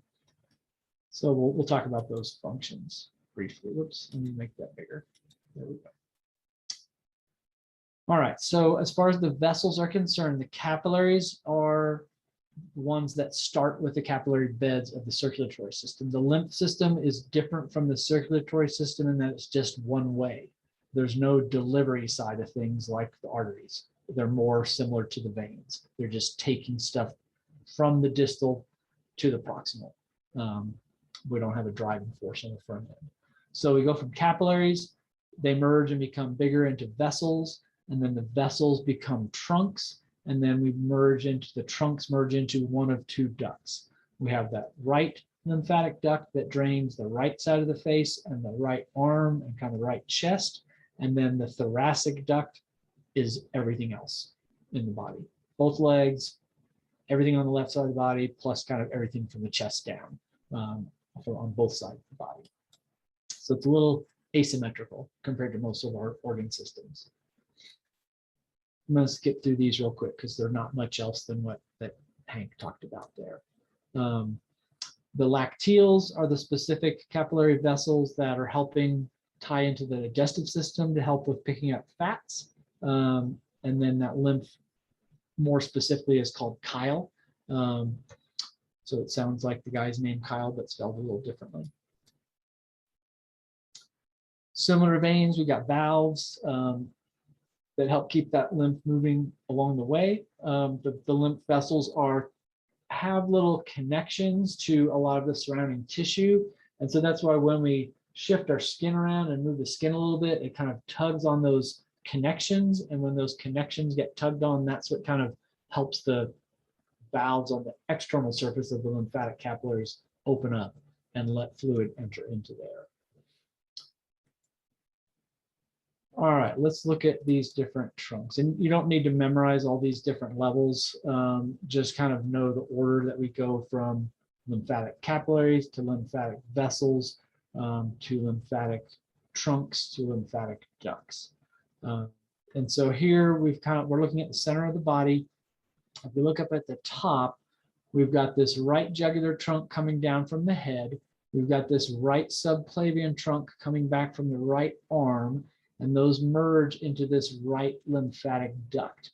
And that's right here, and it's going to basically dump its content right back in to those more proximal veins that are then going to return that blood to the heart. And again, that lymph fluid is generated from plasma, and it returns to plasma, dumping in with it the proteins and the fats that it picked up along the way. So it does merge back in, and then when we get down to the capillary beds in the body's tissue and that extra fluid leaks out, then it's able to pick up more lymph and create more lymph fluid. This left side of the body is kind of where the bigger ducts are. And so this center portion right here, the cisterna chyli, that is basically the big collection area for all the lymphatic fluid coming in from the legs, from both the right and the left legs. And one of the techniques that we'll use to kind of help with lymphatic circulation is actually diaphragmatic breathing. Just like breathing helps the respiratory pump move venous circulation, breathing also kind of compresses this cisterna chyli and helps pump that lymphatic fluid up that duct. Once it comes up this thoracic duct, then it has a pretty similar look to the right side.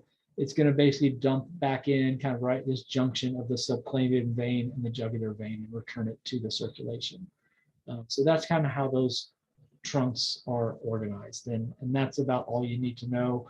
Know the cisterna chyli, know that you have a thoracic duct that is part of the left side of the body's lymphatic return that runs all the way through the midsection, but the right side, we have that right lymphatic duct, and that's just picking up the lymphatic fluid from the right side of the head, the right arm, and the right chest. But everything else in the body ultimately comes into this thoracic duct and then gets dumped back in over here.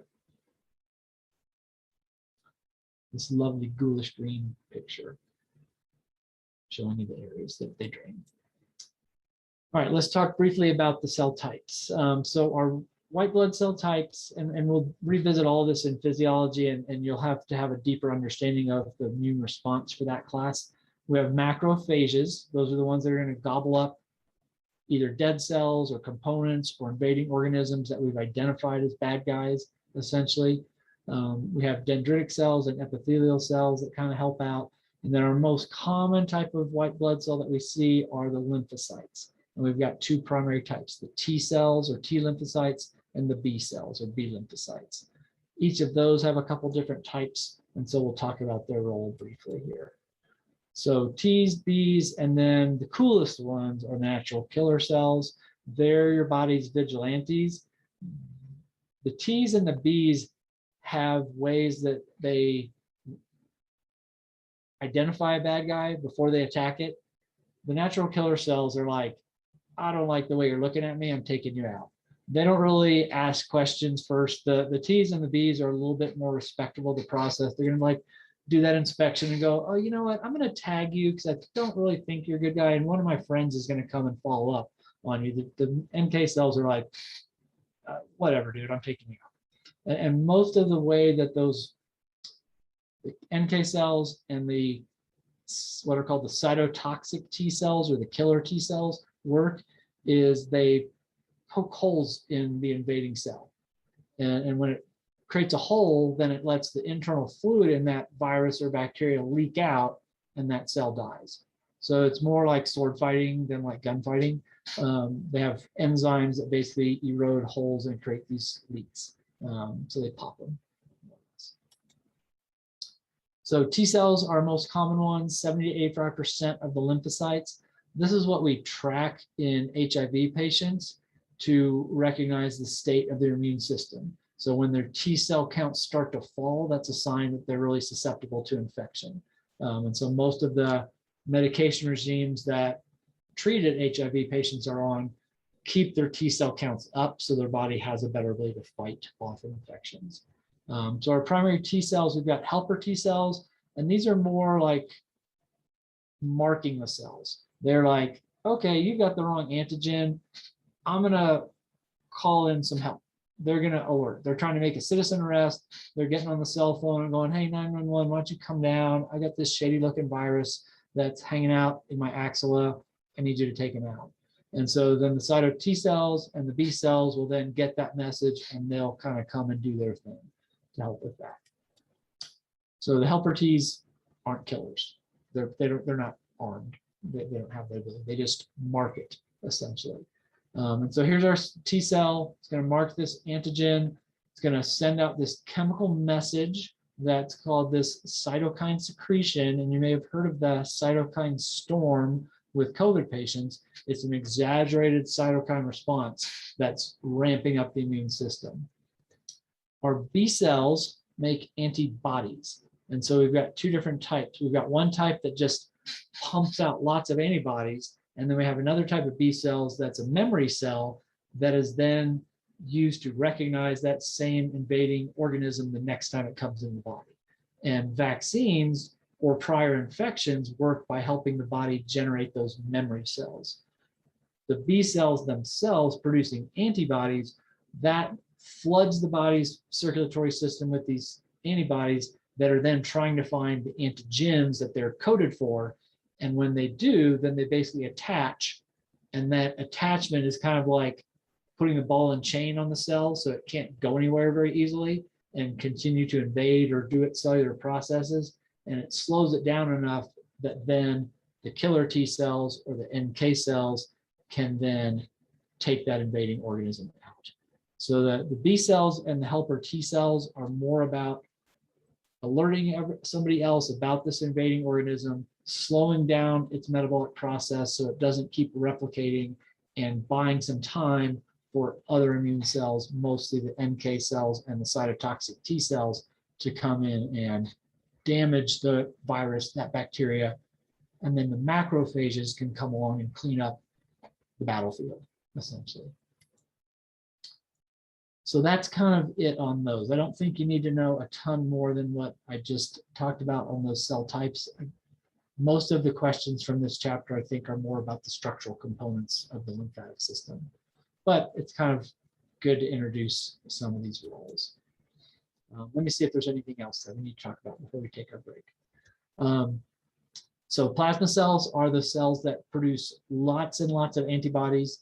The B cells are the ones that are going to be more long-lived. And, you know, if you think about vaccinations, some vaccinations you only have to get like every 10 years, like a tetanus shot, because the memory cells are long-lived enough that they still provide the ability to mount that response. When we have viruses that mutate a lot, like influenza, then we typically have to get a booster shot every year because the new antigens on the new version of the flu have changed enough that the memory cells might not accurately recognize it. And so if we get that annual flu shot, then it's helping, hopefully, your body recognize the most common types of flu viruses that are believed to be present that year, so we can mount a more effective response. So those memory cells are kind of the key thing, the residual effect of either a prior infection or of a vaccination that's working to generate this immune response. All right, there's our NK cells, again, our killer cells, and they do typically just poke holes in them. Let's look at the lymph organs real quick. So as we're developing as kids, our bone marrow is kind of where the stem cells are that are going to generate both the B cells and the T cells. Early on in life, some of those stem cells migrate to the thymus gland, and the thymus gland then becomes the endocrine gland that produces and helps generate these T lymphocytes. And that's where the T comes from, because the thymus is the site of origin for most of our T cells. The B cells are named that for the bone marrow. So that's where they're generated from. Initially, they both come from the bone marrow, but that's only very early on. Our thymus gland kind of shrinks as we move from teen age into adulthood, and it's pretty small and doesn't really do that much as an adult. So we end up having other areas in the body where the original T cells can still make new T cells, because we do still have to make new ones throughout the course of life. But that's kind of where they get their names, the Bs and the Ts. So our lymphatic nodules, these are the things that are going to make up like the malts. So we've got the Peyer's patches, and then like the tonsils and the adenoids in our throat. Entryways into different systems in the body that we're trying to guard. The things that are built into the circulatory system are going to be more the lymph nodes. And so those tonsils are, again, right at the back of your throat. Used to be they would take tonsils out all the time, and then they kind of were like, you know what, those are there for a reason, maybe we should leave them. And so they started treating throat infections more with antibiotics. When you have frequent throat infections, they still will take out your tonsils. My son would get strep throat like 3 times a year when he was in elementary school, and we had his removed, and he didn't get strep throat for like years afterwards. I would usually get it like once a year from him. So I haven't gotten it since then, I don't think. So thymus gland, the lymph nodes, the spleen are our primary lymph organs. The spleen does a few different things for us. We'll kind of look at that briefly. There's our thymus gland. So it's basically sitting kind of right on top of the aorta and the pulmonary trunk. You can see the heart right here. It is underneath the rib cage, but kind of in that mediastinum area, sitting on the top there. And then, like I say, it does shrink as we move into adulthood. Lymph nodes, armpits, groin, and neck are our primary sites where we have a lot of them. We have other smaller numbers interspersed, but that's kind of where the bulk of them are. And here's kind of what they're looking like. Kind of have multiple ways that deliver lymph to them. So multiple vessels that would be tied into one given lymph node. And then we kind of have one point that lymph continues on in the chain. So this is where we have those B cells kind of screening things that are coming through, looking for suspicious looking cells, viruses, bacteria, fungi, and cancerous cells. We've got the primary things that we're trying to identify there. There's an actual dissected lymph node. And then our spleen, you can live without a spleen. I had a friend in middle school that crashed on his BMX bike and the handlebars twisted and like jabbed him in the belly, ruptured his spleen. He had to get rushed to surgery. Spleen has a really robust blood supply. We do store some extra red blood cells there when we need them, but it also helps to dispose of old red blood cells kind of in conjunction with the liver, but it does have a lot of ability to generate that immune response. So the spleen is pretty important. We'll look at all those organs next week, kind of where they all are with the digestive tract and help you learn those. But there's our spleen. So there's the diaphragm. It is right up against the rib cage, kind of up high in the abdominal cavity. All right, 9:39. Let's just take about 5 minutes for a quick break, and then we're going to do a quick lab activity. So I'm going to pull up a document. I posted this document in the week 12 modules. So I'm going to put you in breakout rooms. So you may want to pull up Canvas and have at least one person in your group have the ability to pull this up. It's a vessel mnemonic activity. So kind of look for that name in the lab 12 module in Canvas, but I'll see it in about 5 minutes.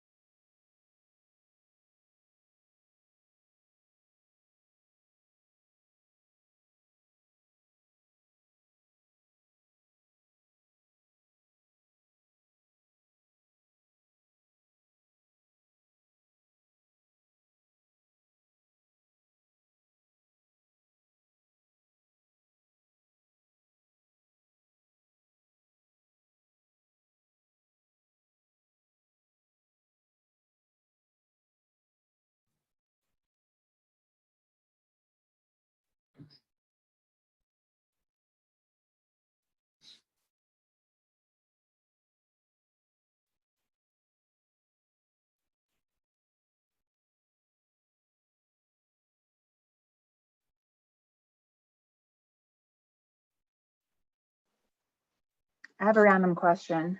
Okay, hopefully I have a precise answer. In the next semester, you teach us the physiology or pathology, sorry. The pathology is our only class on Wednesday. Is that like for sure going to be on Zoom? My understanding is that everything is going to be on Zoom except for the lab for kinesiology. Originally, we had hoped that they would let us bring everything back on campus. But the latest that I have heard in the schedule that we've kind of had to recreate is just having half of the students come to lab Tuesday and half of the students come to lab on Thursday, and then everything else is going to be on Zoom. So we'll have lab just one day. Yeah. Okay. Yeah, and that's kind of what we did. That's what we did last year with last year's group. And the rationale for that is then you only have to commute one day a week and it limits exposure. So if somebody does come down and test positive, then we don't have to quarantine as many people because not as many of the same people have been in the same building the same day. And it was because that's the only lab class, we didn't feel like it's easier to have half the class come in and do back-to-back labs one day than to have you come all the way down for an hour-and-a-half lab or whatever, however long it is, 2 days a week. In a normal semester, you would have been on campus Tuesday, Wednesday, and Thursday. And you would just have gotten out early one of the 2 days because you would have had the early lab one day and the late lab one day. But I think the original plan was to bring everything back on site, but I think corporate in California probably decided that with the Delta variant and cases rising everywhere, they kind of walked it back a little bit. So for us, it really hasn't changed. I mean, it's kind of, they've let us be on site for skills lab for all last year. We were very much looking forward to being in person, getting to know students better and kind of helping with that. But for the time being, that's what's going to happen. It might change, if something changes drastically over the course of the semester, but I wouldn't hold my breath for that one. Usually they're going to give us some time to get up there for lab between lecture, right? Because I live like an hour and a half away. Yeah, and somebody, the other Crystal expressed that same concern to me. I messaged everybody else. I think last year we gave an hour for commute time, but I know both Crystals have mentioned that it's more like an hour and a half for where they're coming from. So we might see that push back a little bit. I'll continue to communicate. I haven't heard back from any of my colleagues on that. And I'm trying to remember if I included Suzanne, our new director, on that, if I just sent it out to Johnny and Greg and James.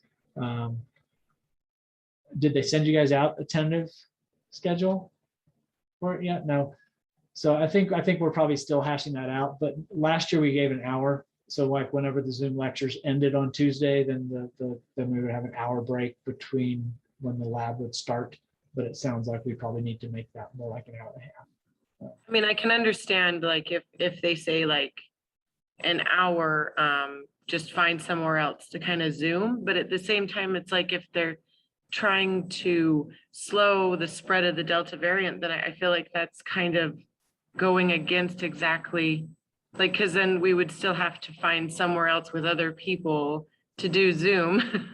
So Right. It's kind of like contradictory. So yeah, well, and then I mean, yeah, you wouldn't, because they usually don't want the students in the building if you're not actively in class. So they don't really want it in class. But when you look at people that have kids and having to coordinate with childcare and dropping people off with sitters and stuff like that, to try and do that before you would come down for an 8 o'clock Zoom lecture, but still give yourself time to commute isn't ideal. Or to think that somebody can just stay zoomed in while they're driving in and be a distracted driver and not really be able to actively participate are less than ideal solutions to me. On top of that, I lose service between here and Provo, and I'm sure Crystal will lose service too. yeah, I go through Dog Valley.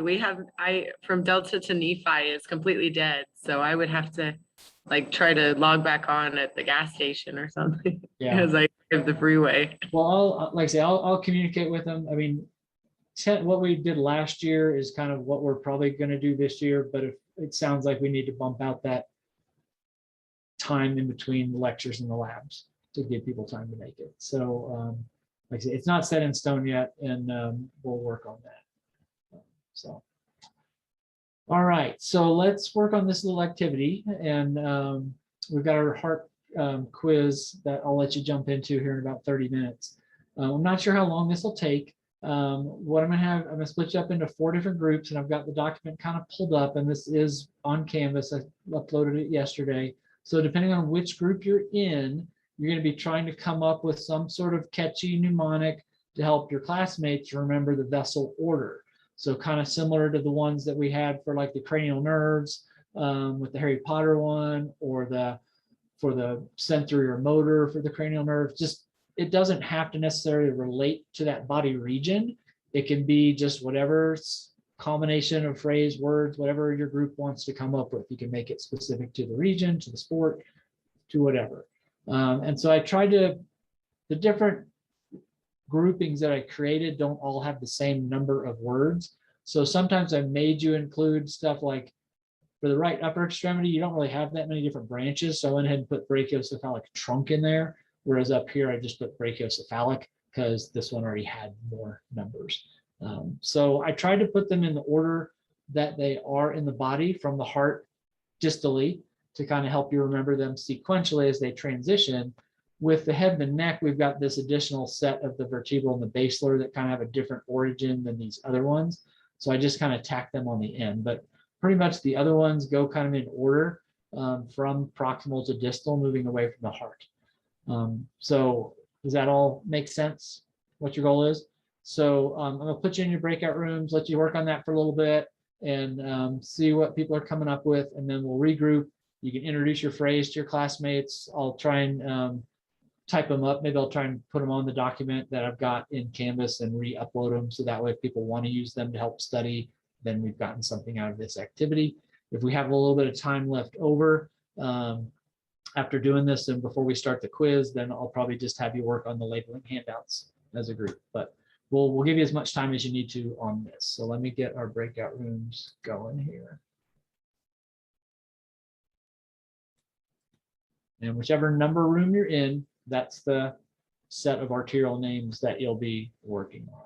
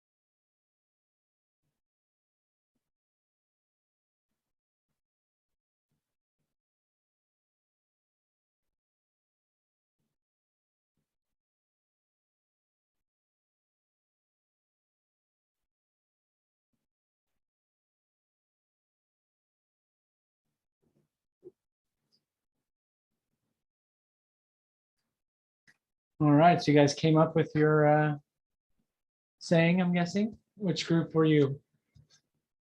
2? Let me click over here. So tell me what you got. I'll put it on the list here. We've got, so downing a chocolate truffle satisfies my raging internal monster.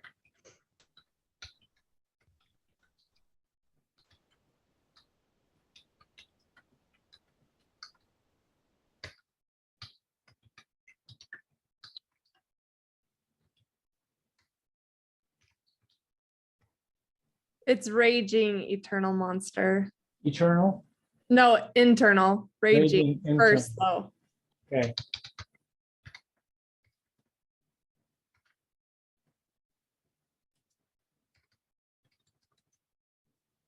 That. Got it? Okay. Let me bold it or read it or something. Get it right. Okay. I like it. All female group came up with that one. It doesn't surprise me. But no, it's good. I think it's good. It definitely makes some sense and it fits all those letters in there. So that's good.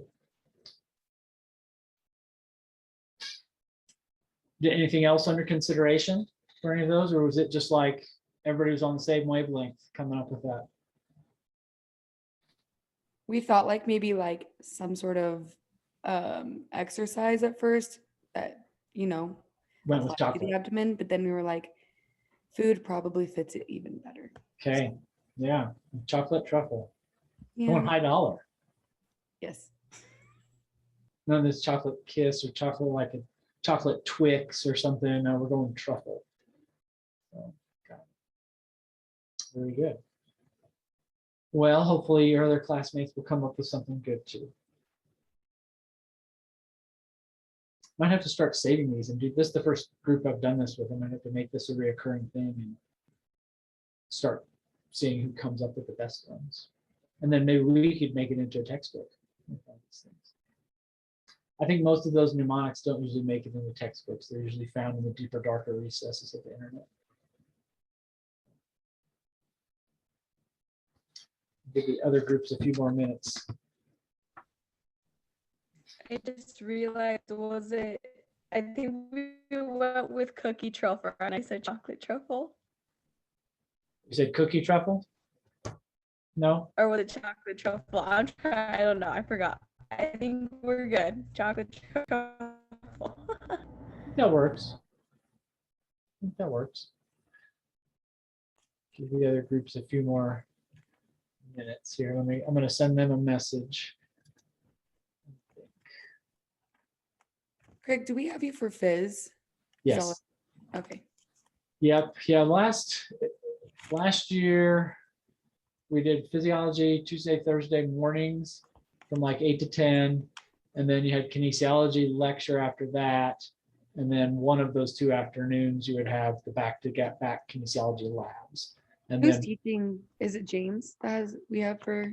yeah, James will do kines. I'm not sure who's going to be the second person in there. It'll probably be either myself or Greg. And then Wednesdays is usually 8 to 10-ish is the pathology class. And then for those that weren't here in the summer, then they follow that up with intro. So for everybody here, I'm guessing you're all in intro right now. So you would just have that pathology on Wednesday would be the only thing you typically have Wednesday, unless you have something else online that you need to have as far as one of the prereqs. I think they do medical terminology next semester, I think. And Greg usually does that class. It's mostly an online class. And then I don't know if there's also I think there's oral communications. communications. Yeah. So are they switching it to like 8 o'clock instead of 8:15 since it's Zoom? Just to give us more drive time or more Yeah, time? probably. So was that the original schedule that you It guys says saw? 8:15 to 11:45, I believe. And that was probably for on-site for doing Mhm. everything in person. Yeah, I would guess so. And that would help us carve out a little bit more time in that commute block. All right, we got some other groups back. So tell me which group you are and what your phrase was that you came up with.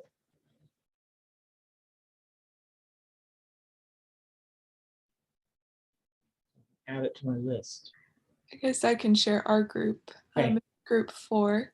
Okay, let me scroll down here. Our saying was, can I express interest for playful and talented puppies that fetch?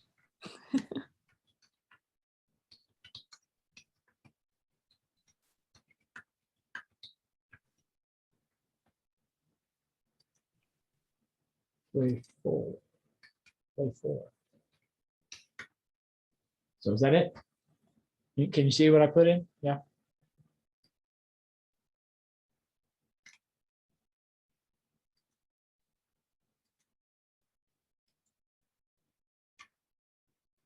All right. I like that. I'm a dog person, so I like that one. It's good. My dog, I took her running on Sunday, and she used to run with us on a pretty regular basis, and she's about 6, I guess. And now she's, I don't know, I think she might be getting arthritis in one of her paws, her wrist or something, because she ends up limping kind of every time we take her very long. So she's gotten really into chasing a ball. We've got one of those catch it kind of little flinging devices. And so that's her evening thing. We live on a golf course, and so after the course closes, we go out in the evening and chunk that with her. So she likes the sprint work. She's gotten less and less interested in going for longer runs. My prior dog, I used to take her on like 25-mile runs, and she would do fine. But this one, at her best, she could do about 10. But she's mostly a pretty dark coated boxer, more on the shade of black or dark brown. She just gets too hot. Anytime the sun's beaming on her, she's melting. All right, looks like we got another group returning.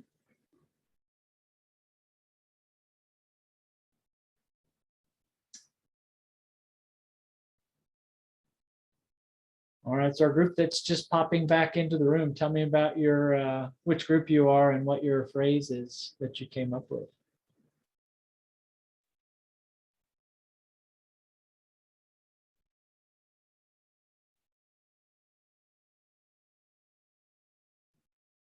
Bao or Maddie or Crystal, do you guys have a phrase? Whoever just popped in the room, anybody in that group? Yeah, Gray's got it. Okay. All right, there we go. Group 1. Okay. So our theme kind of is Buddy the Elf. I like it. Okay. So Buddy stuffs candy canes in cake, except Craig. Very bad.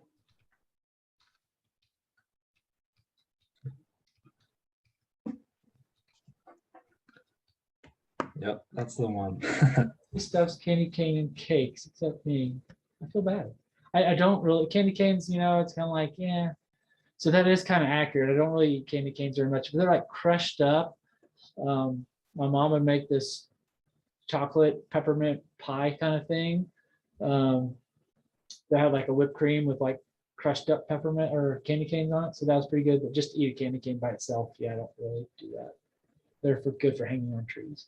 So, okay, so we got a Christmas vibe going there. We've got food in 2 of the 3, and then puppies in the other one. So far we're pretty good. My grammar correct doesn't like that ending, that fetch. I don't know, it wants something else on the end there for some reason. All right, so we got one group left to come back to us. Any other questions, concerns while we're waiting for that group to make it back? So do we not have a physiology lab then? We don't have a physiology lab. It's all lecture. So it's, I'll try and use, I'm hoping that we'll get that Visible Body app, because they have some good physiology-based videos and things like that that I'd like to be able to show, even if we don't get it for you guys. Hopefully I keep access so I can at least show it in class. But yeah, it's a little bit easier class than anatomy in that it doesn't have the lab. We do go through all the body systems again, kind of like we do in this class, but we it doesn't have quite as many chapters in that book. They've kind of merged some of the chapters and we don't have as much detail in some things. So it's, from my perspective, it's easier to teach because I don't have as, it's like this book has 28 chapters and I think the physiology book is more like 20 or 21. So it's a little bit more manageable for me to get through that volume of content. And I try and tie it in somewhat to what we're covering in pathology. So a lot of the times you'll get some overlap. We'll learn about how the process is supposed to work in physiology, and then we'll kind of talk about in pathology more when things get glitchy and what kind of complications occur when one component of that particular body system doesn't work right. So I like teaching both of them together because they do have some overlap to them, and it is really critical to understanding disease processes to understand how things are supposed to work. And like I say, I pushed a couple of years ago to try and switch the format of our anatomy class and our physiology class to make it A&P1 and A&P2 and just cover like 15 chapters in one semester and 15 chapters in the other semester. And at this point, I'm kind of glad I didn't, because they're trying to make our nursing program adopt an all online anatomy and physiology class, and they're really watered down, the versions that I saw, and they're pretty weak. And we felt like it wasn't really going to do a very good job of setting our students up for success in the later classes to come. So we ended up keeping it the way that we have had it for years. Before I started here, they've had it this format. But it makes anatomy a hard class to get through because you got so much content in this particular class. Let me get our next group back and see if they can't return here.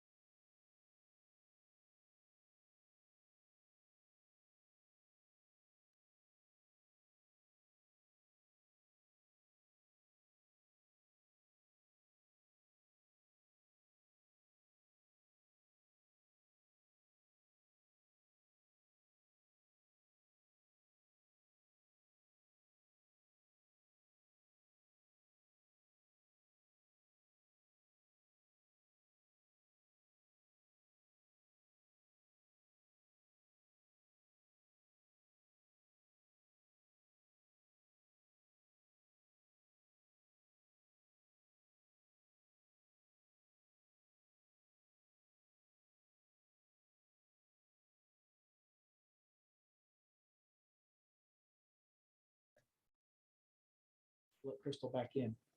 So group 3, who's got the phrase for us?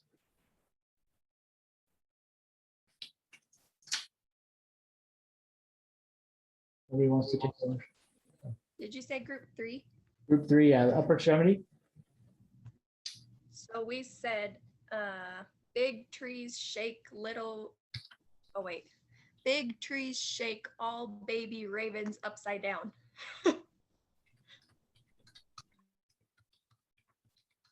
Okay. Especially in that storm that we had yesterday, day before yesterday, I guess. Big trees shake all baby ravens upside down.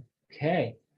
Poor little ravens falling down like that. So let's have a vote. Put in the chat your favorite, and you can't vote for your own. Okay. So you can't vote for your own groups. But otherwise, you can just put group 1, group 2, group 3, group 4 for which one you think is the best.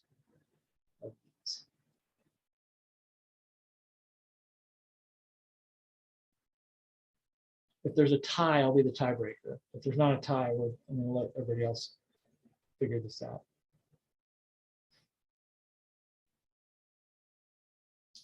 The Raging Internal Monster, yeah, that one kind of speaks to a lot of people, I think.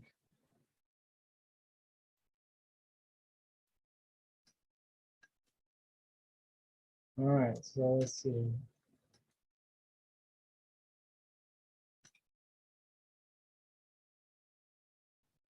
Was Whitney the one that came up with the Raging Internal Monster? Is that okay? So that was the key phrase, it would appear. 2, 3, 2, 3, 2, 2, 2, 4, 3. It's pretty tight between 3 and 2, it looks like. All right. You might have to actually count now. All right, we got, let's see, group 1. We got 1, 2.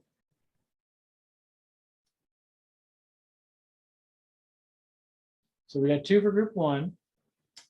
We got 1, 2. Oops, I lost count. 1, 2, 3, 4, 5, 6, 7. 7 for group 2. I counted right. Have a moving target. It's kind of hard. All right. There's, so 1, 2, 3, 4, 5, 6. So it was pretty tight. 7 to 6 to 2 to 1. Does that add up to 16? 7 to 6 to 2 to 1. Yep. All right. So there we have it. So group 2 narrowly beating out group 3 and all those poor baby ravens. I don't know if it was the Raging Internal Monster. That is pretty strong. So that is very impactful. So hopefully, like I say, I'll save this document. I'll kind of repost it where the other one was that didn't have those filled in. And if you find those helpful for learning all these arteries and for next week's lab quiz, then we'll go with it. So otherwise, once 10:20 hits, which is in like 2 minutes, you should be able to start the quiz on the heart. With the vessel quiz, do be familiar with the cadaver dissection pictures, and just like say anything in the lab handout, the lab PowerPoint slides for labs specifically that have the bolded or highlighted artery names. Those are the only ones that you need to know. If it's not bolded or highlighted on any of those, then you don't need to worry about the smaller, less significant vessels. And I think there is a bigger focus on the artery side than the vein side on the particular quiz. But things like jugular vein versus carotid artery, you want to be able to identify those differently. But I think most of the other things are more artery based. So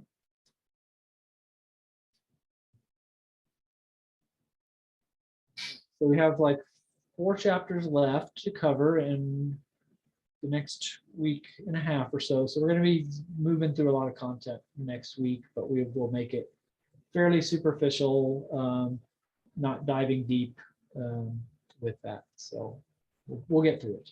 I've done it before. We'll make it. Otherwise, you probably have maybe 1 more week of homeworks. I can't remember if there's 2 more weeks or 1 more week due on that. And then getting down towards the end, I'll put in the, like, I think there's 10% of your grade that's like professionalism for attendance primarily. So I'll update those before we head into the last 2 big major tests. So you'll kind of have a better sense of where you stand heading into the lab exam and the final small exam, the lab exam, and the final written exam. So we got a lot in the next couple weeks. Otherwise, it looks like 10:20 on my computer, so I think you should be able to get into the lab quiz. If you have issues, let me know. Otherwise, I'm going to mute myself and let you guys go to work on that.